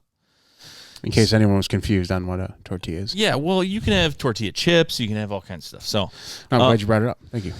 anyhow, Well played, sir. so this was the second time that I ordered something, and I went there. And the cool thing about the click list is that it sends you a notification like hours in advance, and it says, hey, we don't have this. Would you be okay with like a substitution? It also gives you the option when you're ordering it No. to say, You could say no, yeah. to say, yeah, you know what? I will take no lesser tortillas. Exactly. I want a specific brand of tortillas, and God damn it, Only- that's what You can only I will upgrade me accept. from here. Nothing less. Only Ortega. Yeah. So it gives you the option now in the app to click a box Yeah. that says either select all or individual, allow substitutions. Will you accept private selection tortillas? No, I will not. That is low-grade dog food, sir. Yeah, but private selections, that's kind of good. So it is. I would take private selection over. So it gives you the option. So meaning that this Kroger employee shopper runs around the store and they're like, okay, I don't have fucking private selection, but these are fucking still tortillas. So this is what you're getting. Right. And they throw it in. And at the time of the pandemic, okay, give me what the fuck ever you have as long as it's somewhat similar, you know? Mm-hmm. Sure. So I started opting for that. Yeah, Corey? No, go ahead. So I get to the store 2 weeks ago. Go to pick it up, call them, they come out. This short little chick comes out, and she's like, hey, here you go. Here's your stuff. Why are you being a heightist in your... Oh, I'm such a heightist. She seemed very genuine and very nice, but she seemed Until like... you noticed how short she was. You're like, fuck that bitch. She seemed like she had... Excuse me, ma'am? Yeah. She seemed like she had no idea what she was doing, or it was like her first day. So I'm like, okay, cool. She couldn't get to all the shelves of all the shit I wanted. She had to jump up and reach to get those tortillas. So I ordered like $110 worth of stuff. She comes out with 2 bags. She's like, here you go. Did she say, here's your short order? No. Oh, damn it. Boom. I could have said that, though. Boom goes the dynamite. She goes, here you go. You're all set. And she hands me a sheet of paper, front and back. Tried to get this item, didn't have it. Tried to get this item, didn't have it. Going down the list on the back. And so I asked her about it. I'm like, well, what is going on with this? And she's like, oh, well, we didn't have. And on the list was like butter, sour cream, tortillas. And I'm like, hold on. And you would accept substitutions for those things? Yes. Oh. So you're all out of butter. No sour cream. None in the store. The entire Listen, lady, stop being short with me. Tell me why I don't have my shit. So I go back and forth with her now. I'm like, okay, listen to me. There's no way. I've never been to Kroger when you haven't had soft flour tortillas of some kind. I'm allowing substitutions now. This doesn't make any sense. Right. Hold on, sir. Let me go inside. So this transpired. Not going to be a Nick story. Went back and forth. Already kind of is. Is it But already? No, it's not. Trust me. Corey knows. This went back and forth 5 times over the period of 45 minutes of her, you know what? That's a great point. Let me go and check. And it never got anywhere. The end result was her coming out and saying, okay, well, we don't have this. Sorry, it's just none of it's in the store. So I believed her. And I'm like, well, okay. Well, I guess, the pandemic is still kind of going on. You didn't really have a short fuse about that. No. Okay. I would say it only took her a short amount of time to figure all that out. We're going to finish up shortly. And Shall we? So I said, all right, well, let me just get out of here. Here are my coupons, that they sent in the mail. Oh, I can't accept that. I'm like, why? I don't understand. Well, we don't accept those coupons. I'm like, these are Kroger coupons. Well, how do you not accept them? Because you took the substitutions. No, Yeah. I didn't. There were no substitutions. Read the fine print. And she goes, oh, no, sir, you have to do that ahead of time. So I look it up on my phone, Kroger.com. We should have read the short list of instructions they gave you. This is all getting logged. Trust me. That's fine. You just wait. That's fine. Just wait. It's not often I come up with them this quick. So Yeah. Well, all you have to say is short in a sentence. So Corey, to be fair, I think he's getting a little perturbed. Welcome death, everybody, because it's inevitable. It's going to happen. wasn't the one I wanted. I was going to say, was that the wrong button? Either way, it worked. So she finally comes out. She's like, yeah, we can't do that. And I'm like, well, your website says you can, Kroger.com. You allow coupons in person. I don't know what you're talking about. So she's like, oh, my God, you're so right. Let me go inside. So she comes back out. She's like, absolutely right, sir. I took care of you. I said, okay. Your $10 in coupons are now put on your account. Okay. Since you had such a tall order of coupons, I had to take care of it. I go, I'm a little impressed. what account is that? Oh, your account. It was put on your account. I said, so you need to take it off this bill, right? And she's like, oh, no, we can't do that. Right. Of course not. I can't do that for you, but when you die on your deathbed, You will find out. receive total consciousness. And she goes, that going for she me. goes, no, it's on your account. And Just nice. I go, what account? It's a Kroger app. There's no account. There's no money involved. It's a fucking app. Oh, hold on. Yes, there's absolutely money involved. There's money involved when you pay for your order. There's no like $4.25 is now in a Kroger account. Yeah. So I said, okay, show me. You have to apply for a debit card. Yeah, for. I said, so show me where this is that when I come in next time I can use this $10. And right. she's like, she just smiles ear to ear, and she's like, well, I said, you know what? Fine. I just want to get out of here. Can you give me a receipt or something printed that shows that I have this voucher for next time? Nope. Well, we just here at ClickList, we take down your name and we write it in a book. Oh, because that's the Kroger book. I said a book. Let me just get this ledger out, sir. I said right, like. Let me take my fountain pen, my quill, and Mr. Nicholas J. Bader, Esquire. I own a mansion and a yacht. So I'm like, she's like, oh, you're absolutely right. And I said, okay, for all I know, next time I'm going to come here, they're going to be like, I don't know what book you're talking about. You're right. There ain't a fucking book. Go get the short little lady with the ledger. Yeah, we can't read. Oh, we fired her a long time ago. It wasn't. It was a little bit of time ago that we fired her. So we've been a time ago. She never worked here. We've had some crazy people. She's like posing as workers. We had some shortcomings with her, and we had to get rid of her. She was fired very shortly after she was hired. So she's like, Put her on the short list. She's like, you are so right. You're so right. So I said, okay, I need some documentation on this. She's like, okay. She's like, I'll be right back. So she goes in for a 6th time. Comes back out. She goes, here you are, sir. I'm so sorry about the inconvenience. She hands me a Post-it note. I mean, that's official. A yellow Post-it note that had a $sign and the number 10. I don't see how you. I don't see what the problem is. That's official. It was stuck Kroger, to my. It was stuck to my communications. receipt. I said, I'm sorry. She goes, you're welcome. And I go, you're welcome. I go, what is this? That's awesome. I said, why did you write this on here? Well, you bring that in next time and show them. That's the same as cash. They will give you $10 off. I said, I started laughing in her face. I said, I could have wrote 1,000 on here. What does this have to do? There's not even a signature. And she goes, well, if it's in the ledger, my manager told me to give that to you. And she will honor it. So hang on. Is this like a contracted company they were using? No. It was actually app. Kroger. ClickList is the name of the shopping the list. actual Kroger app that you use. Yeah. It's a Kroger app, and they call ClickList the pick up and go orders. Okay. But it's all within the Kroger app. Because from everything you're giving us right now, to me, this sounds like they had like a contracted company come in. No. It's all in Kroger's app. And these are Kroger employees. I mean, I guess that's probably worse that they were actual Kroger employees and this was happening. It was all Kroger employees. It was ClickList is just their like kitschy name that they give their pickup orders. Yeah. Join our ClickList and you can come pick up your grocery. All right. I just wanted to double check on that because they always say in my mind, I'm like, oh, this is clearly not a company affiliated with Kroger. No. So I laughed. But, apparently. I laughed at her. So she's gone in the store 6 times now, and with at least 5 to 7 minutes each time.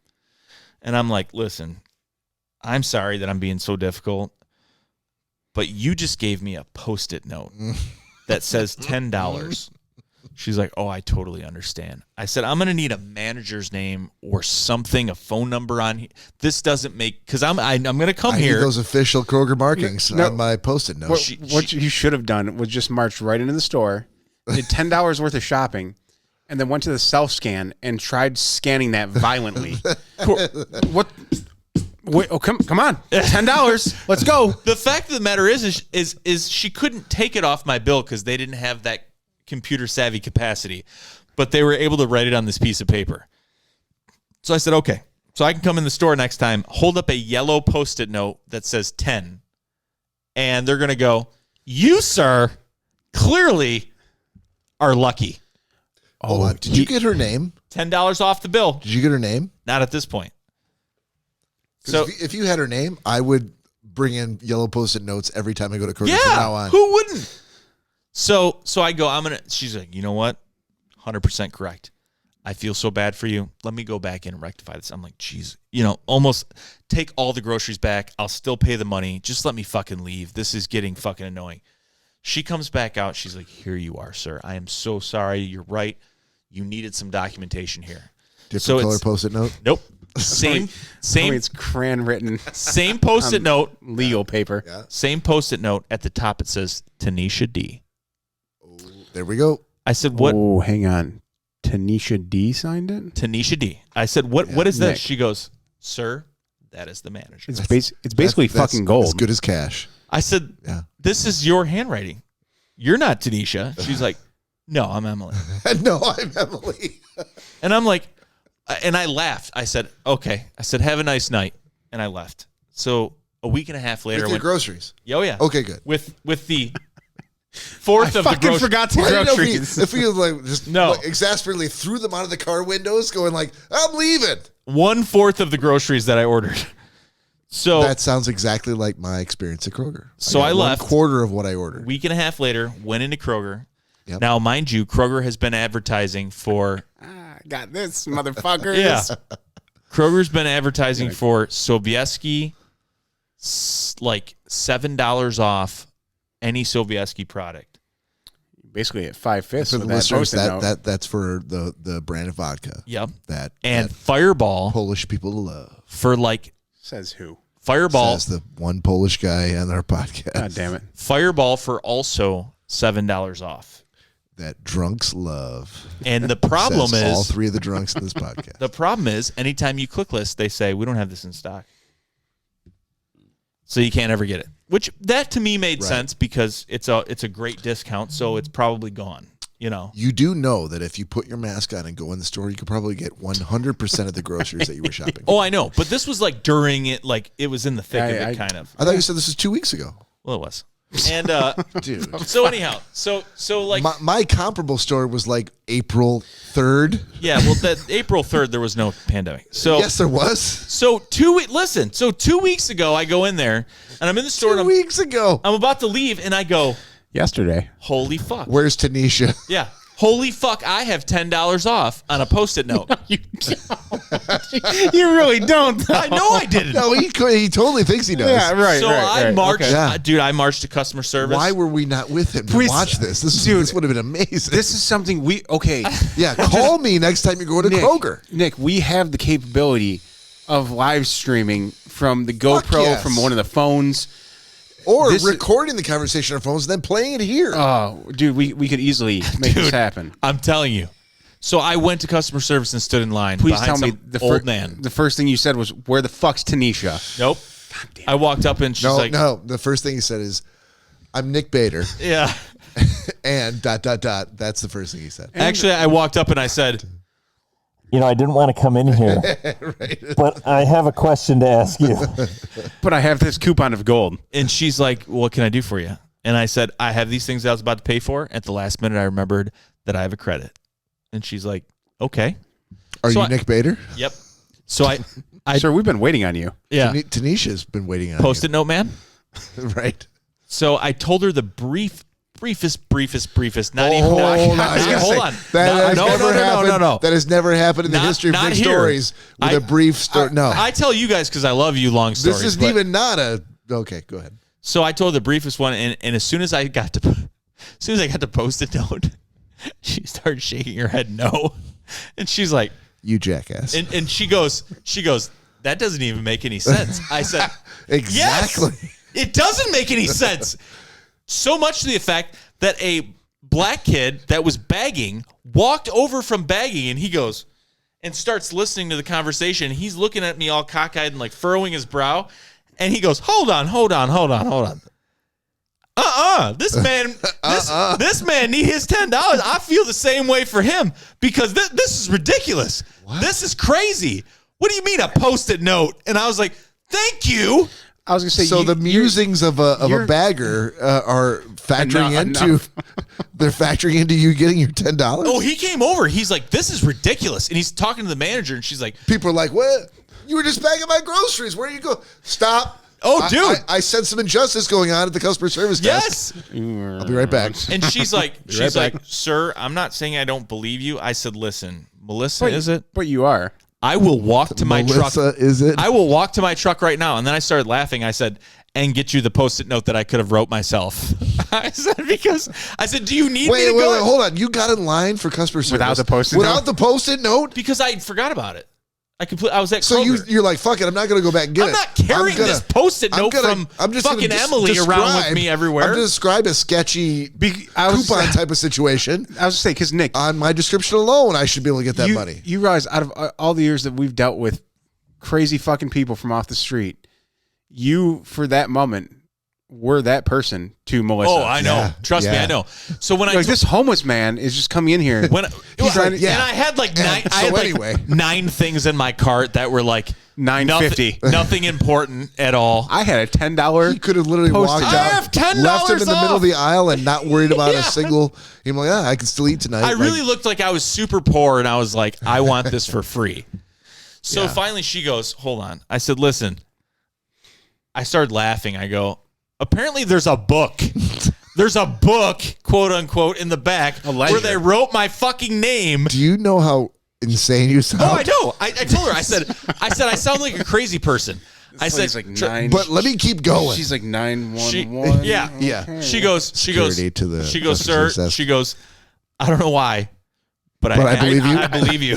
No, she did not. She goes, she goes, let me call ClickList. You know why? Because Tanisha's doing that shit all the time. She goes, there's a special group of people right now and back there. and I'm like, yeah, emphasis on the special. If you could just join these two gentlemen in blue, they'll escort you over to your car with your groceries. I was going to say the only saving grace for you on that might have been the fact that 5 other people came in directly before you and had the exact same story. So without that, Yeah. Oh, they would have called local law enforcement. You would have been calling us from lockup saying, "Hey guys, I need to be bailed out." Yep.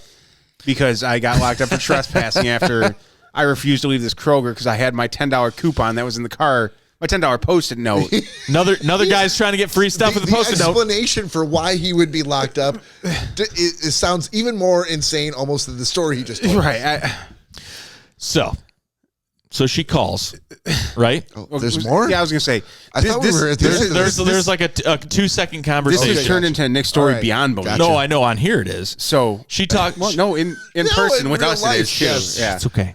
So I'm going to continue listening. You guys continue. No, talking. you could probably go upstairs and make yourself a pizza. Or, Oh yeah, for sure. Is there bacon jam upstairs? I'll go be. upstairs and make it. Okay, Sure. I'll be right back. No. All right. Heart attack jam is what we're going to call it from this point forward. So she makes a phone call. So good. She's on the phone for like 60 seconds. She gets off the phone. She's like, Mr. Bader, I'm so sorry. I'll go ahead and deduct $10 from your bill, and you'll be all set. Hold on. Who did she call? I don't know. The Ledger people? Did you hear any of the conversation? I didn't pay attention. Was it animated? Was there people like just like arms? Oh, hold on. She's checking with the manager. Oh, yeah. You really look like Was you're it in a like real a George conversation over Costanza there. conversation on the side of the street in the Seinfeld episode? So that went okay, I suppose. Got my money. Yeah. Left. But the fact that I had to go through all that was nauseating. 2 weeks Well, the ago. whole thing was nauseating, to be honest with you. Thank you. Yeah. 2 weeks go by. Now we're at 4 days ago. Okay. I do another click list Oh no. because I'm an idiot. Where's Cory? Oh no. He's probably killing himself. Yeah. He hung I'm gonna himself just in slit the my bathroom. throat. Exactly. So I do the click list, and apparently it's Yeah. like, I keep putting my feet into hot water and eventually getting in and forgetting how hot it was the first time I put my foot in. Oh God. And I'm like, oh, well, I'm going to, get back out there again. So I do it, and I get one notification. I this time I'm like, allow all substitutions. Anything you want to do, substitute it, I fine. thought you did that the first time though. Well, the first time it was like half. Oh God. Okay. So this Yeah. time was Sovietsky vodka. It was I'll take 5 o'clock vodka. It's fine. Whatever. Yeah. That doesn't matter. so Private selection vodka. I'll take that. Yeah, 20 minutes before I go there, Kroger sends me a notification. It says, Look how fast he's walking. Have you ever seen him walk that fast? I have never ever tried to piss that fast after hearing that you're saying you used ClickList again. Yes. I know. After that, Yes. I know, dude. I digress. So Cory Selesky, ladies and gentlemen. He'll be here all week. Tip your waitress. So it sends me one notification. Okay. It says the paper towel you wanted wasn't available. Will you accept Viva? I said, absolutely. The fuck is Viva? Paper towel brand. because I wanted like Angel Soft or whatever the fuck it was. Okay. So I said, okay, that was it. Sure. Everything else is in stock. Okay. Show up. The first person to come out is the short chick, Emily, No. with a manager. Corey, get your ass back to the microphone. With a manager. She doesn't even come out to say like, hey, what's your name? Where you at? She saw my truck and was like, I was almost fired 3 weeks ago. Yeah, this is going to be trouble. So they walk out and I'm like, not even paying attention because I'm like, Tony, I need you. I need you. Yeah, I have all my stuff. Out at the curbside. He walks out. He's like in like a dirty polo. So he obviously was the manager. And she she was like in the blue vest over her normal clothes. So yeah. So she comes out with sense. him, and they're very both timid, and he's like, so we're just gonna put everything in the back seat. I said, yeah, that's fine. Do whatever it is the hell you have to do. I don't care. You know. Exactly. So I open the back door, and they put it in. They're like, all right, Mr. Bayer, and they're both like looking down at the cement, and they're like, you have a nice night. And I'm like, okay, they're being way too scared for some reason. This doesn't make any sense. So I look at the fucking print-up, and it was $170 bill, and like 37 items were unavailable. I don't understand. They didn't give you those 37 items because they're unavailable, right? No. They charged you for them? So okay, sorry, I'm jumping the gun. So I look at it, and I'm like, again, tortillas, sour cream, all these staples that Kroger has. Look, Nick just wants to make tacos. Seriously, I'm not sure what the problem that's all I want to do. Why can't you just make tacos? Sovietsky vodka. I want to get drunk and make tacos. 1.7 liter. Fucking much to ask. Yeah. So they didn't. The cornerstone of any shopping list. They Drunken tacos. They didn't have the 1.7 liter. They didn't have this. They didn't have Febreze. They didn't have this. Whatever. I want to smell good while I'm making drunken tacos. So, dude, I was fucking boiling, and I go, "What is this?" And they both like did a very slow turnaround. The short girl. They were walking away. And Tony, they were walking away. The like, manager. Oh, thank you, Mr. Bayer. That's so great. And then they walked away. And I said, bye-bye. oh, hold on. What is this? Bye-bye. And they're like, son of a bitch, is this asshole again? First of all, from what I could hear over there about them coming up to the truck and all, they thought you were going to go fucking postal and kill everyone. Well, they did. Okay. All right. Well, That's, as if long as they I got did, that. they didn't walk away fast enough. According to the app, Short little legs can't get yeah. Good point. She walked out. They come out one at a time. Tony picked her up. They come out by themselves, and she walked to my truck with a manager the second I pulled up, which I thought was odd. Well, after you looked like a crazy homeless man in the store and got Post-it notes days prior. Hey, write me another Post-it note for $75. I'll be fine. So I'm like, I don't understand. This is, and she's like, oh, we didn't have any of those items. And I'm like, of course you didn't. The tortillas and the sour cream in the entire store. No sour cream of any kind. No tortillas of any kind. It's like, no, we didn't have any. So at this point, I was done. I had enough. Oh, this is all it took. The third time. Okay. That's good to know. 3 times, bitten, twice shy. And so I go, okay, all right. So it says here, quantity ordered, whatever it may be. Quantity fulfilled, we're all 0. Charge. $3, $7, $5, this and this. I said, so what does this mean? Oh, well, you were charged for all those items. I said, but you didn't have them. And she goes, yeah. In probably like 4 to 5 days, they'll charge it back to your card. Oh! I said, okay. And she's like, have a nice day. So I had like 2 grocery bags for a $170 order. Let me just tell you something, Corey. When the resurrected spirit of my father, who has not passed yet, oh Jesus, came into my body at Mr. Bader. At that point, and I told him, and he was like in hysterics. I said, came into my body. At that point, I knew this is it. I'm gonna burn this Kroger to the fucking ground. I drove around that fucking clickless corner so fucking fast. Because, dude, I'm like, I've been here on midnight shift, I've been here on day shift, I've been here on afternoon shift. There's never a time when they don't have tortillas in the store. That doesn't even make any sense. I think they just told you. That alone caused me to fly to the front of the store, put my car in park, grab my mask. Even more crazy. No. Put my mask on, and I took Remember me, bitches? Click, lock dude, that door. Dude, I took a shopping cart into that store as if my life depended on it. Found all the tortillas you wanted, huh? Oh, my God. I grabbed that fucking receipt. It was ripping apart in my hands and started going up and down the aisle. Tortillas, don't have them? Oh, I ordered Kroger brand. Here's Kroger brand tortillas. Threw them in. I think I broke them when I threw them into the cart. This Tortillas was are 4 pretty days stuff- ago? No, yeah, this was 3 days ago. Oh, sorry, 3 days ago. Yeah. Why are you still fucking using ClickList? Corey, listen to me. Nick, I have been. I found every fucking item. I don't doubt that. they said they didn't have. I think we said that just a few minutes ago. I That if you can- had actually gone into Kroger, you could have got everything you wanted. Sir, I get it, 'cause it's just sir, not convenient. I get it. I know. I no I'm longer an feel idiot. bad for you. I understand. Here's the point. So the only thing there were now we're summoning. there are the two point. there are Okay. two things.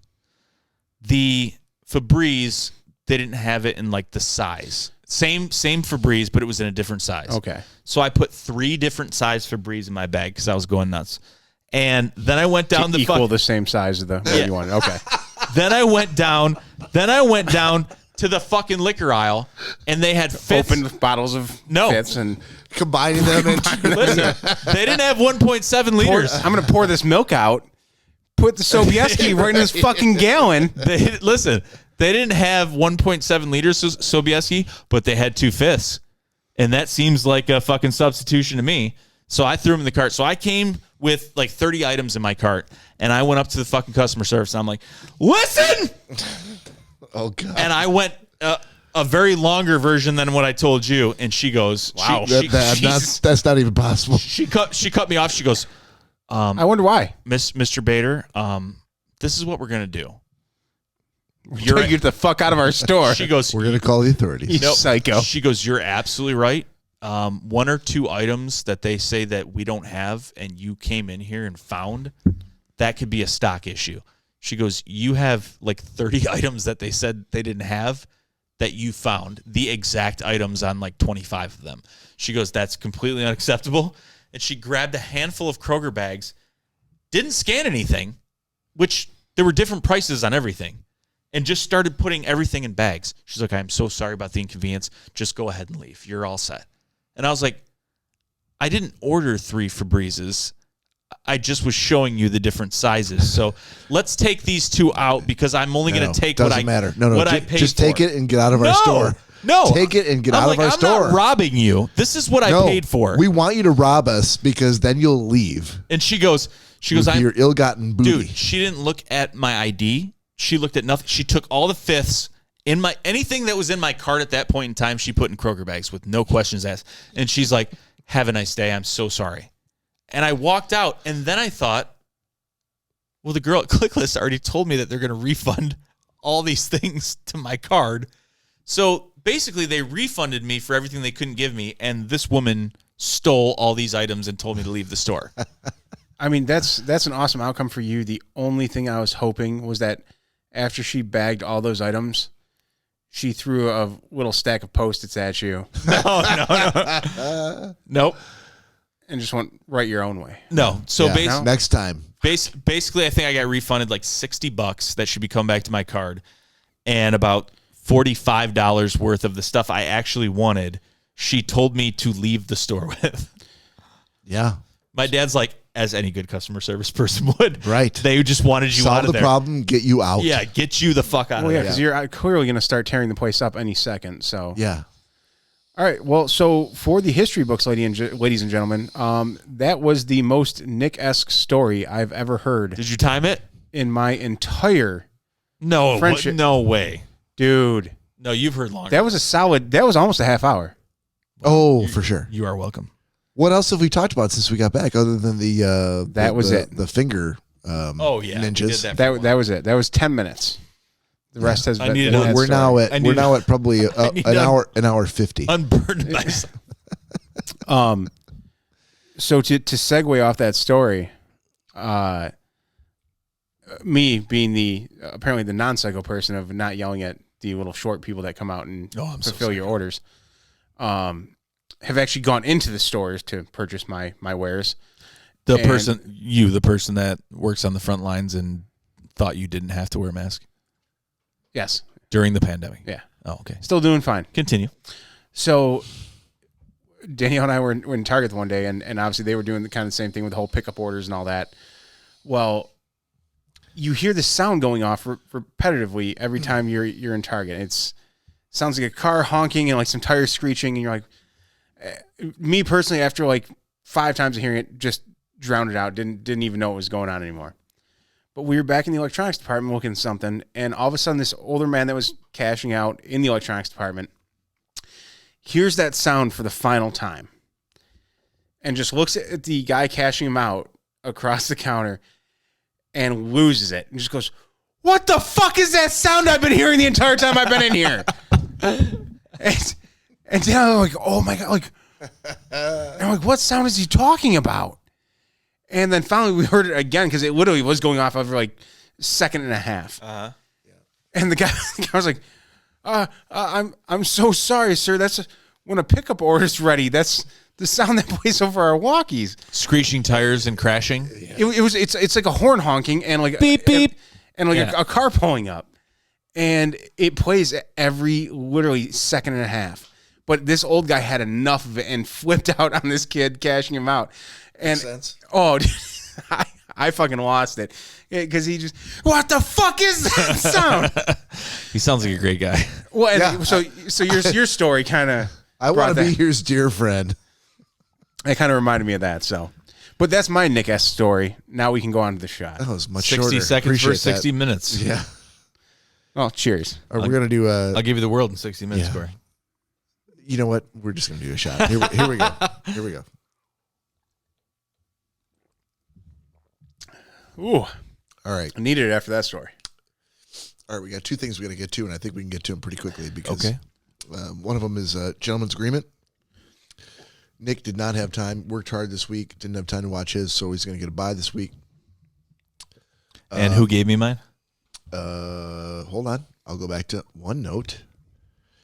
Nick, Agreement. Joe gave it to you. Halloween that almost wasn't. You did ask. And at this point in time, he's considered persona non grata. So that is most likely true.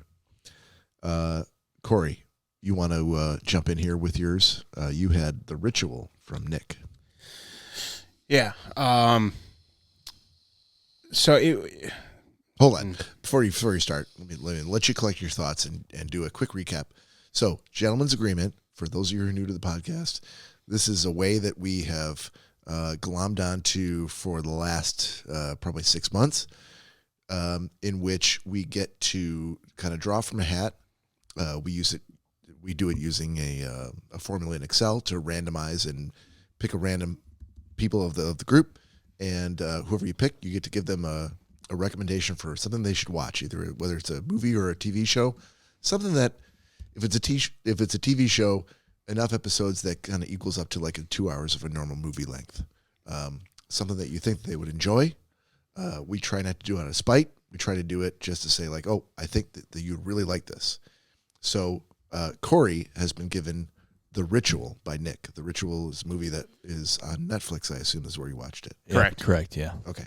So what he's going to do here is give us, it's going to be a spoilery review. So we'll just say right now, spoilers. High level, what did he think about it? What were his thoughts? And we'll just kind of go around the horn. Nick's getting a pass for this week. I'll go after Cory. So, Cory, go ahead. The Ritual, basically, to me, what it all kind of boiled into, it was a mixture of the movie that I had the week prior, Into the Tall Grass. A little bit, yeah. Yeah, there was a big horror aspect to it, but there was a lot of reoccurring stuff that happened. Basically, this group of friends goes out to in memoriam of their friend that was killed in a grocery store, like a convenience store, during a robbery. And that's how the movie kind of opens up, and then it goes to them basically being out in the woods, and they were supposed to go on this hike that his friend was all about, the one that got killed. And so they're out there during this hike, and some weird stuff kind of happens while they're out in these woods after they perform the little ceremony for their buddy of. Oh, and the other, kind of go back a little bit. They're all Scottish. Yeah, I think it's like in the Netherlands or Scotland or something like that. But I think it was something like a group of 5 friends that when he was alive, he talked about. I don't even think that he might have been Scottish, but he said, one thing I always wanted to do was go to the Netherlands and trek the foothills, and it was something that he talked about constantly, but he never got to do. Right, so they ended up doing it for him after he got killed during this robbery. Go out to these foothills in the Netherlands and do pour a shot out for him. Put a picture up across him up on the side of the hill, and on their trek back, some weird shit starts happening. And I think to me, it was almost kind of like a Blair Witch aspect. Like they were coming across like symbols in the woods. There was a bear strewn up in between some trees that was gutted. Okay. And like everyone in their own kind of little way kind of starts losing their mind and like seeing things and seeing shadows and apparitions and stuff fucking with them at night. When they're in their tents, they're like, "Oh, I saw this." And fucking Phil, he was the one during Phil. Fucking Phil. That was Who, Anton? No, the guy. Okay. It was actually the guy in the movie. That was the character's name was Like, Phil. what? Phil always seemed to be fucking up and doing some weird shit and going like he would be the one kind of meander off, and they'd find him in like some abandoned barn praying to some human hay figure that didn't have a head, and like, Phil, what the fuck you doing? And he kind of like would come to him, but sorry guys, it was fucking weird. Faith in Begona. And then sure enough, the next night, God damn it, Phil. Yeah. I mean it wasn't a terrible movie, but No. I feel like he said that a lot with a lot of people's picks. Like he always goes, "It wasn't a terrible Wasn't movie." terrible. No, Because I've seen Bob go like this before. This one it did my attention span kind of left Dwindled. after a little bit. Yeah. And it wasn't so much it was predictable. It was just it was like that same old horror story over and over. Yeah. If I had a nickel for every time I saw a movie with a bear strewn, with Right. I'd be a million. No, I but thought- see, but that wasn't like a main that wasn't a main part of the story. It was just something they came across and saw like. Right. And then at one point I think it was Phil that was actually strewn up in between the trees and gutted. But and that's I'm like, oh, Phil had that coming. But I thought the cool part was it wasn't the we're in a house, don't go there. Hello, is someone home? It wasn't the typical. Right. Oh, There's a lot of good scenery. It's Right. in the woods of a lot of it's daylight. It's not darkness. It's not nighttime all the time. People go missing and things like that, but it wasn't the normal horror thing that you could think of. Just like Into the Tall Grass, you would never think a horror movie could take place in like a cornfield, right. No, yeah, I give you that entirely. So this was just rolling foothills daytime horror movie in a different country. That the premise was kind of cool because I feel like that's something that we would do. If someone had of our group had passed, how close we are. I feel like Bob gets off in the grocery store. No. I feel like if Bob always talked about, or Cory always said, whatever it may be, I really always wanted to do this and I never did it. I feel like, I don't even feel like I know him and I would be like, absolutely 100%. We're going to go do this for Cory. Of course we would. Would we? Okay. The guy that hugs everyone after 3 drinks and says, I love you guys That's so after much. 3 drinks. And brings our heads together like a fucking football huddle. I think the drinks is the thing that you really are overlooking. No. I mean, they had scotch during it, so Yeah. So, Oh, okay. There you go. I'm all on board. perfect. but Good. I thought the premise of it was not the typical horror movie.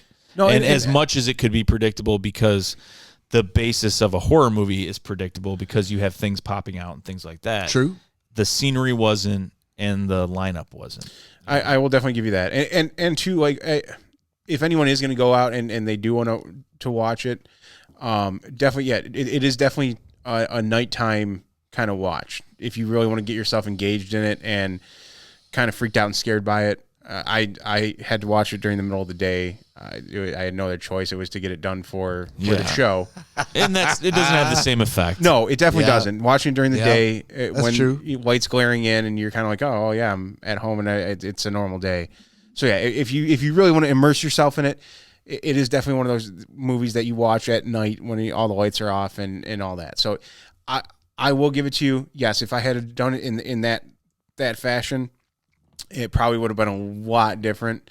But unfortunately, I had to watch it during the day, and it's also not one of those things that I'd be like, I literally had to go through my list to find it again. It wasn't something on the forefront of my mind that I was like, oh God, The Ritual, that was amazing.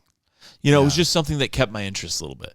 That was it. That was as much as it was. The Tall Grass, I really enjoyed that. That to me was groundbreaking, except for the rock thing, like you said. That was kind of out of place. Yeah. No, it definitely a good movie though. And like I said, if you want to fully experience it, definitely watch it in a nighttime setting and give yourself that little more creepy aspect to it. And I don't feel like it was B level. The acting was great. It was definitely well done. Yeah, I mean the cinematics was great. Yeah, it wasn't a cheesy horror movie by any means. No. Gotta love those cinematics. The old cinematics. All right, hey, so my movie was The Way of the Puck on Amazon Prime, aside from Cory. Where do I even fucking start? Okay, so The Way of the Puck, is misleading. It makes it sound like it's a hockey movie or a hockey documentary. And it was not. No, it's all about air hockey. Yeah, it sounds like totally like NHL hockey. Like The Way of the Puck, exactly. Yeah, you would think it was a very documentary about Bob Probert. Very misleading. Like that. Yeah. So it was a documentary, and again, spoilers.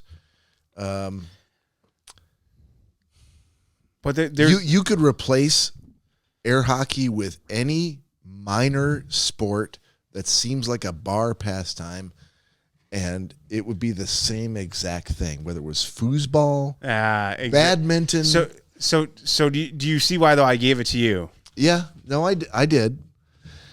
I watched the whole thing, and at the end of the day, it's about essentially two guys who are sort of competing back and forth to be like, one of them's always beat the other one, and so there's definitely an underdog factor. I can't remember the guy's name, but he's essentially it's over the course of like several years the documentary takes place. He's trying to the whole movie is essentially about like air hockey, and it's a very niche world. Completely niche world. So you have if guys. You're old enough to remember back when air hockey used to be a thing before video games took over, and video games, the consoles like your Asteroids, your Atari, your Galaga, those machines used to take over the places where people would gather, and air hockey tables were just sort of forced out. And I think the whole thing starts with like I think the crawl, in the opening credits is, but here's the 150 guys in the country who wouldn't let it go. Yeah, there's a very small factor of guys that still love the idea of air hockey and want to keep it going. And so you have a guy that he's kind of getting up there in age. They all are. Well, there's a couple younger guys in the mix. Well, you mean the guy who's like a male stripper? Yes. but so yeah, it's just so you know that I actually watched this thing. No, dude, and again though, with your love for foosball, it's not foosball though. I know it's not. I would love to see, but that's the thing. I would love to see. So it was a standard documentary about the people who love air hockey, who have not been able to let it go, who still like there is a legitimate movement, however small, for a national, and they do like they legitimately do Tournaments. an annual tournament every year, whether it's in Chicago or whether it's in Vegas or whether it's in Cleveland, wherever, for the air hockey champion of the United States. I don't think it's a global thing, but they legitimately do it every year. And I've seen enough mockumentaries to watch it, and I'll tell you what the thing that did it for me, Cory, was when you're doing a documentary and you're trying to portray the gravitas and the intensity, the weight of the moment of you actually competing and like walking down the steps and getting ready to face your opponent. These guys chose the music, I swear to Christ, the music that made me like chuckle the entire time. Like they were completely undercutting the seriousness of the moment with the music. Like if anyone here has ever watched The Bad News Bears, the original with Walter Matthau, 1976, Tatum O'Neal, and they used Carmen's opera. I can't remember what it was as the soundtrack for it. It's that sort of sad sack. Bum bum bum bum bum bum bum, and you just have this feeling of like, okay, things are not as important as you think they are. It's that sadness of the music, the soundtrack that they used this documentary. I'm like, okay, they filmed all this footage and they could have put any music behind it at all, but they chose not to elevate it with like, the Lord of the Rings soundtrack or the just that uplifting, like that epic grandeur scale. Like they're using that music that makes me just go, these guys are fucking second rate, B level. Right, well, and they're calling themselves athletes. Well, but I think a lot of them too. A lot of the guys in it still even played into that, like knowing, like, yeah, this isn't something normal. It's something that we do as a group, and we might be the last ones doing it. And that's the great thing about it. The best thing about that whole documentary was that I could have replaced, apart from the scenes where they're actually playing air hockey, you could have replaced those scenes with the scenes from any other sport, whether it was foosball, badminton, foaling, cornhole. It doesn't matter what it is. You're going to replace it with something that's a minor league, like do it when you're drinking kind of a game, and it would have made exactly the same amount of sense. Yeah. It would have expressed the same amount of sentiment and seriousness with these guys. Like, look, I just do anything I could for the sport because I've never known anything to be as fulfilling. Well, and it doesn't matter what they're talking about. It could be anything. And that was like the one guy that even traveled around the entire U.S. and purchased old air hockey boards because Greg. I can't remember Greg or Dave. I can't remember what his name was, but so like he's so committed to it that he went around and bought these and in a sense too, I was kind of like, actually, that's, that is kind of smart because it is a dying thing. Oh, it was dying even when he started doing it, but he was very proudly like, my dad used to be in coin-operated games, and he did this, and he sold that. He's like, I'm protecting my family legacy. Yeah. And to some point, I'm like, all right, I can't say I would have done the same thing, but I understand it. Yeah, and I think that, like, to me, I said that aspect was kind of cool, and the whole reason I even started watching it was when I saw the title. I'm like, oh, The Way of the Puck. I'm like, it's a hockey documentary. Fucking sweet. That's what I thought it would be. But then when it came on, I was like, oh, okay. Right. But I mean, I'm like, hang on, though. I'm going to give this a shot. And sure enough, it was one of those things like, I was like, oh, my God, this is the greatest thing ever. But it kept my interest enough to go through the entire thing. And it's not an hour and a half documentary. I think it was 45. I'm interested. No, it's almost 2 hours. It was almost 2 hours? It's almost 2 hours. Dude, I guess I was more interested than I thought. Yeah, I'm interested in just honestly from hearing it from you guys. I mean, it actually sounds pretty cool. I really? Yeah. Okay. Because it is one of these. I was worried I can lie to I was you. worried and I was say, to be downplaying it as something that really wasn't that important. And I guess to me, like the nostalgia of it is what caught my interest the most. I wish there would have been more history about air hockey, where it came from. Apparently, again, spoiler alert, that's something that isn't really well known of where it started and how it started. They didn't even know it. No, they had no clue. But I remember playing as a kid, and you go to an arcade and play it for hours. So seeing these guys like have that passion for it, I thought was really cool. And like I said, I kind of related to the whole with you and foosball and your love of foosball. Yeah, you know what, you hit on the head. The passion for it. Like if you have passion, it doesn't matter how stupid it is or how ridiculous that other people might think it is. You love it. So Nick, sir, think about it. I know you were off getting beers for everybody, which is awesome, and doing other stuff. Sitting down, like think about if you're any of the parties that you've been at in the last 10 years. Yeah. Anything that might have happened at that party that would be like, okay, instead of just sitting around drinking and staring at each other, let's go do something. Like let's play foosball, or let's play air hockey, or let's play a game of cornhole. Makes it 10 times better. Makes it 10 times better. Now imagine that thing that you did, and you didn't know that there's hundreds of people across the country that take it so seriously that they're willing to create and maintain a national championship for that, and literally try to lobby to make it an Olympic event. Oh, I mean, that thing that you were doing to fuck around and waste time while you were at a party drinking beer. But that's kind of how a lot of the stuff, especially drinking games and things like that, were created. Like there's beer pong leagues and flip cup leagues and all this other shit. Yeah, but imagine someone going like, "Oh, flip cup, like I want to make that into an Olympic event." You'd I'd be like, "Okay." Yeah, I mean, come on. It's but fun. But it happens. But that's how serious these guys are. Yeah, they're very serious. And you're like, okay, I'll watch a documentary about it. But that there's a lot of it's a very sort of a cookie cutter documentary where like I could have replaced. And I've seen it, like I started my review of this, and I'll cut it short because I know we're going long.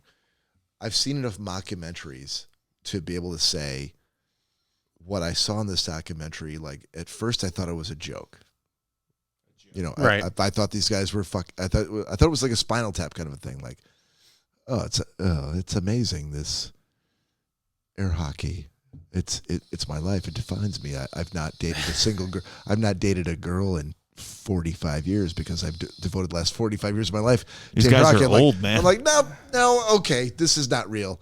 Oh, it's true. But you watch and you realize that it is true, and that you could interchange the words air hockey for foosball or foaling or cornhole or badminton or whatever other minor sport or pastime that you want to insert, and you're like, oh, there's probably people this serious about whatever sport I think of. Oh, that would treat it exactly as seriously, actual sports, but and be completely like delusional about like, yeah, this should be an Olympic event, where most people are like, shouldn't be. Probably not. And yes, it is a very amateur documentary. Yeah. I mean, because even in watching 99% of it, I'm like, yeah, the three of us could have went out with the equipment we have and probably shot a better documentary. Yeah. But again, to me, like that was something that kind of like appealed to me, that it was just very like rough and raw. Yeah. There was no no great editing to it, no all the fillers or anything like that. No. And so I'll give it a recommend. You recommend that I watch it, and I'll recommend to anybody else. If you're interested in seeing something that has a little bit of heart, that is not completely predictable from start to finish, and you want to see people being serious about things that they care about. Not amazingly well done. Not amazingly well done, but more grassroots, sort of like DIY sort of a documentary. Sure. Absolutely. Way of the Puck on Amazon Prime. All right. Good recommendation, Cory. Thank you. All right. So that's Gentleman's Agreement. Let me, do you guys have a pick of the week? And while we're doing that, I can start to formulate The a algorithm. The algorithm for another gentleman's agreement, which I think is just going to be between you and me, Corey. Correct. So I really don't even need the algorithm because I already No. know what I'm going to recommend to you. So yeah, let's finish up gentleman's All agreement right, then. let's fucking go then. You and me. So as I told you, there was one I really wanted Krabby to be here for. So I'm not going to give you that one yet. That's your call. Because I feel like there could also be a conversation that goes with it, even with the agreement. Okay. So in lieu of that, okay, I'm going to give you a futile and stupid gesture. On already Netflix. seen it. You already saw it? Yeah. Fuck. With Will Forte about about National Lampoon. yes, Yeah, loved it. about Douglas Kenny. Yeah. So if you now want to come up with a plan B, I could give you my pick, and then we could even go in the pick of the week, starting with Nick, to give you some time to think about it. I don't appreciate when you touch me. Dude, you fuck you. You touched me probably 45 times during your Kroger story. Well, did I? Oh, the camera will actually bear Well, it. because I try and keep your attention because it's such a long story. Did you think I was falling asleep? Hey, Bob. Yeah, Hey. again, I'm like, if I said don't fucking touch me, I could have Because said I 45 times. I can't keep Corey's attention Corey. because he's leaving. Corey, here's your pick. Go ahead. You know what it is. What? The next Martin Scorsese What comes movie. after Inglourious Bastards? Django Unchained. I've already seen that. We watched it Raised together. Fuck, did we watch the whole thing? Yeah, several times actually. Okay. So now we're both at a crossroad here. No, I think I know what it is. I just don't. IMDb.com. Good old stalemate. That's what they call the stalemate. So No. I think I got it. I just don't. I'm like, maybe there's another one that I'm forgetting about. Should we switch to? So for those never people who are new to the podcast, I've sent Corey on a Alice in Wonderland type journey around the oeuvre for Quentin Tarantino, his life's work, in order, and so I have. I think he's gotten all the way down to he's watched. He's watched Inglourious Bastards, and apparently he has already seen a Django Unchained with me. And that brings me to, I'm glad I looked it up, The Hateful Eight. I already seen it as well with you. Well, you motherfucker. Oh, dude, The whole thing? I love the Hateful Eight. Another movie we watched at Raise. Are you Yes. sure? Well, Yes. fuck, that leaves you with, there's only one thing left. The last one. Wait, hold on. What? Hateful Eight was Tarantino. Yeah. I love that movie. It's a great movie. I've never seen any Tarantino films, but I love that movie. Well, you've seen a Tarantino film then. Well, guess what? When I get your pick No, next, I'm no, going to send you that's through the not whole that's not an Tarantino. invitation. Yeah, go fuck yourself. Okay, well, we'll see what you get. Corey, Once Upon a Time in Hollywood. That one I have not seen yet. There you go. There's your pick. Okay. And that is the That's the last. last. Thank well, God. Then you're up to date. I Okay. legitimately had forgotten that you had watched the last two with me. Yeah, So- no, we so we, that's we your- have seen him several times, and that's your last. and Angie can also be a witness to that. Yeah, probably. Okay, so Once Upon a Time in Hollywood. Okay. For you, this is such. If you want to keep thinking about it, you can do no, pick of the week. I'm gonna walk over to the little Wrangler's room to my right. But in the meantime, if you want to do pick of the week, you can prevail upon Nick to give his pick. Nick, go ahead because I'm going to pull mine up. I have some visuals for mine here. Oh, it's good because I didn't want to give Bob my pick anyhow. So yeah, pick of the week. If people haven't been here before, they haven't listened to the Schnozzcast. Chances are that the back half of podcasts you're probably not listening to. But if you're listening to this, pat yourself on the shoulder, genuinely, because we definitely appreciate that, and you're one of the far and few. So our pick of the week is typically something that we like to do where we, try a product out, experience something, go to the store. Oh yeah, someone recommended something that I ended up tasting or doing or using, and it's awesome. So for my pick of the week this week, I have gone back to Amazon Basics. I've picked a bunch of stuff off Amazon. Amazon Basics sometimes are amazing, sometimes they're not. So in building up the things that I have in my backyard, I wanted to have some, I don't know, some kind of class to the backyard a little bit. And, the way my backyard's set up, it's a long driveway, and I don't necessarily have a patio. So years ago I built a bar, and I've been adding on to it ever since.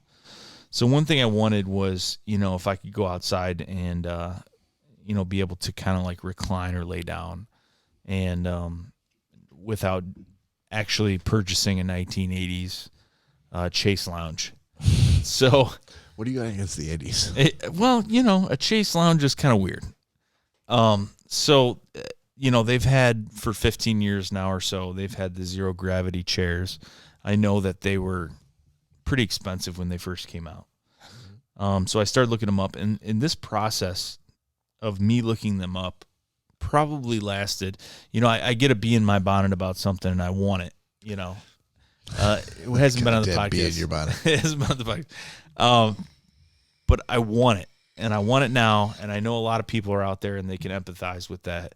You just want something. You're like, I don't give a fuck about that. I just want it. This is what I want. I've looked it up already. It's a good product. I want it. With this, I kind of teetered a little bit over a week. And with these zero gravity chairs, if you're not familiar with them, most of them are they're kind of like an upscale chaise lounge merged with a hammock. Okay. Look them up online if you're unfamiliar with them. That being said, they're pretty expensive. They have like a pillow attached. They can recline almost to from a 90-degree to a very completely horizontal position, and go back, and there's locks on the chair and everything. So they're really cool. Okay. But that being said, typically you can buy them online for $30 a piece, and you can buy them online for $200 a piece. It's all depending on the weight ratio and where you get them. A lot of them are bullshit. The ones I found on Amazon, I wanted 2 of them.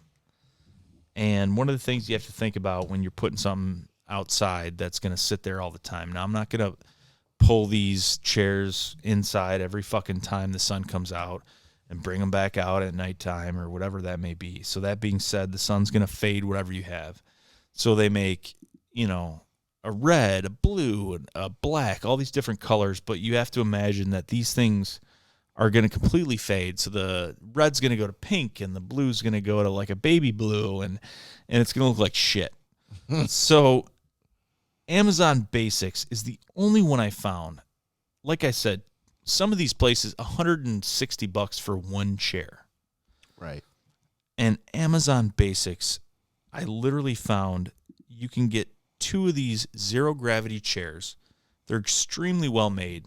250-pound limit on these chairs, which obviously to me that means nothing, because that's not what I weigh, so I don't have to worry about that. But if you do, you're going to pay a little extra money, whatever. That being said, but these ones, you get 2 chairs.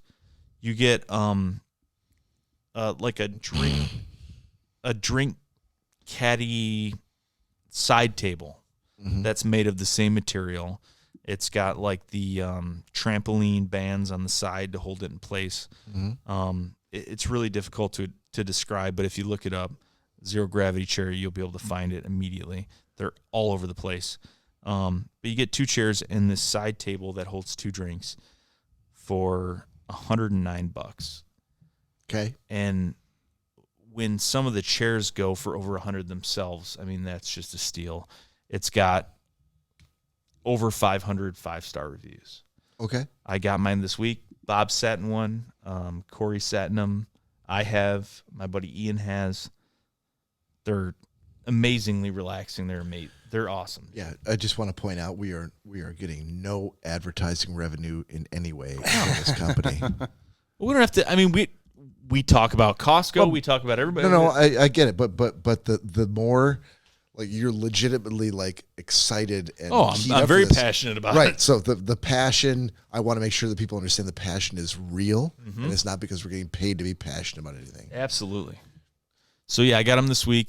They're awesome. I got them in a tan in color, not because I'm wild about tan. I would rather have black or a blue or something like that. But it's fucking hot out there, dude. Anything, don't get a black chair. Anything in the sun is gonna fade. So yeah. You're going to have a chair that you got for 3 weeks that's going to look like it's 30 years old. So right. Tan's not going to fade.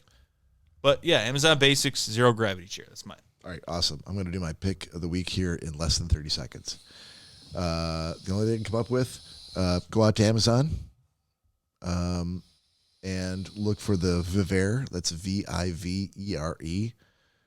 Double cotton hammock with space-saving steel stand in a variety of colors. I bought it.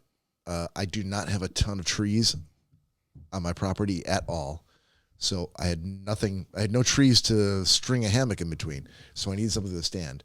And I did my research. Vivere, best reviews. And I got to say, having bought the thing, Nick also bought the same exact thing for half the price that I did.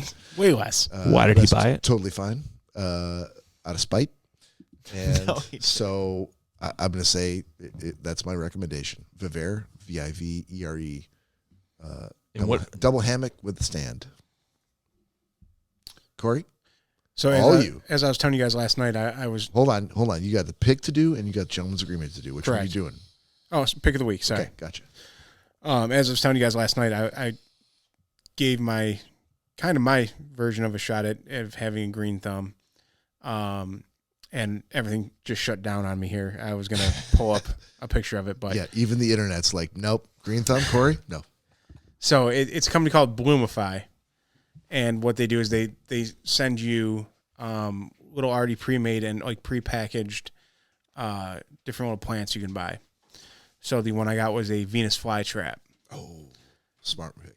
That comes in basically almost like this little vial that you don't have to put it outside right away or anything like that. It comes in like this little blue gel at the bottom that is basically its nutrients and what it feeds off of until it gets to the point where you need to break it out of that vial and then actually plant it. Right. So there are instructions for as far as it does need some sort of, growing light. You don't put it in direct sunlight during the day. It's not, like I said, again, it's not a plant you just go and put out in the sun. Right. So I've been making sure during the day I put it on the windowsill to get actual natural light to it. Yeah. And then usually when I get home at night, I'll turn on my LED light for my computer and also put it under that. And I've been seeing some good results from it. And okay.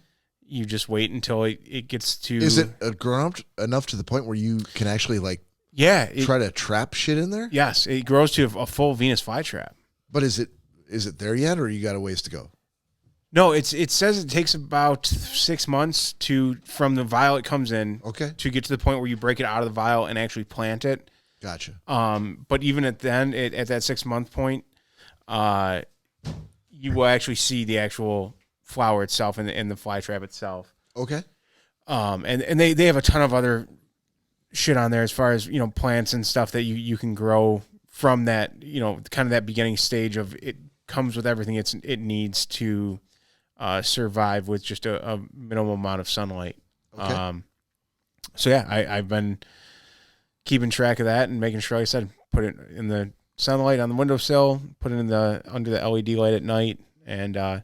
It has been. You can actually see it growing, and some of the buds coming off of it. It's really cool to see that in this little miniature bottle that you're starting to grow a plant off of it. So oh shit, yeah, okay. Yeah.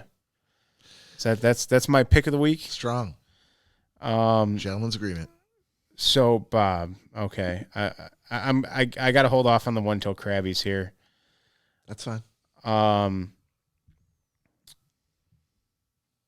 I'm gonna give you the Disaster Artist.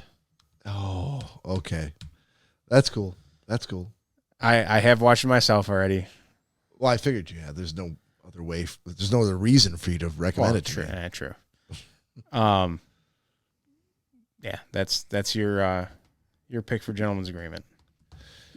I'm writing it down, sir. I shall do the same. That's on Netflix. Good. I'm glad. I don't want to have to pay for another. I thought for a second I was going to have to pay for Way of the Puck. Because there were three options on my Apple TV, but only one of them. Only one was free. Prime on Prime it's free. Right, but the other two were pay. On what? I'm not really even sure.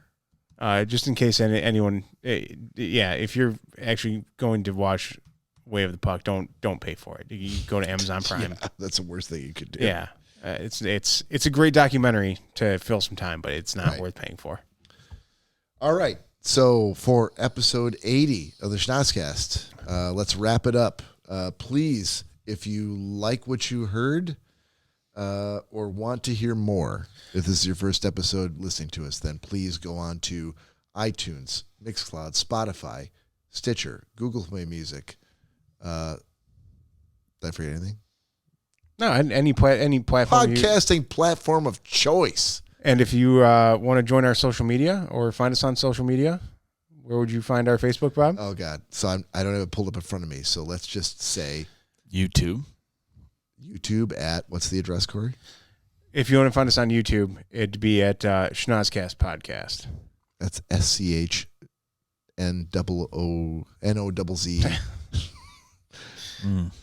CAST podcast on YouTube. At YouTube. See, this is why you should really do it. At youtube.com, http://www.youtube.com. Exactly. To go to our Facebook, which if you're Schnozzcast 1 on Facebook. You can do Schnozzcast 1, or it's also Schnozzcast Podcast on Facebook. We're not going to get this right. And then, Nick, I'll throw it to you for Instagram. The Instagram is just Schnozzcast. All right. That's it. SCHNOZZCAST on Instagram. And then if anyone would like to email us at any point with questions or concerns. Oh, that's Schnozzcast at email. Wow. God damn it. Schnozzcast at gmail.com for all of your existential questions and or requests. There we go. And we will fulfill them when they come through. God damn it. It's our life's work. All right, so that's Schnozzcast for this week. We will see you next weekend. Please join us on Facebook. And if you can't do that, perhaps you're going to be listening to us while you're doing what sort of activities, Nick? You could be doing the laundry. You could be vacuuming the floors. You could be on your way to work. It's not just for Drew and Mike or Howard Stern or any other of those podcasts that you can possibly think of. It's not for Greta Van Fleet or... perhaps you're at Kroger arguing with... Click list lady. the customer service. Fucking Emily. Yeah, but... You might be arguing only with one them. of your ears could be listening to them. The other one, headphones in with the Schnozzcast. Or you could, instead of having a very weird self-suspending one headphone, you can have the Apple earbuds in, where you could just do one at a time. Instead of you're doing giant piece of toast on the side of your head. You have. Look, most headphones come with a left and a right. All you're doing to hear other people is taking one of them out. Oh, you could be the left, like that. Could be the right. But then you're just this guy that's walking around Kroger with one headphone in and connected to... There's enough people walking around with masks covering everything but their nose, where they're exhaling COVID out of their nose. I suppose that's true. It doesn't matter. You could be cutting the grass. Exactly. You could be on your way to work. You could be shoveling the snow and really not realizing that it's July. You could be... you don't know what you're doing out there. You could be making whoopee. You could. You could give one to your partner, and they could also be listening to us while they're making whoopee to you. Or you could just be enjoying the Schnozzcast because you've been a long-time listener. That's true. Ladies and gentlemen, for episode 80, this is Mr. Selesky. See everyone. Mr. Bob J.W. Rankin. Good night. You all be good to yourselves and each other. This is Nick. Have a good night.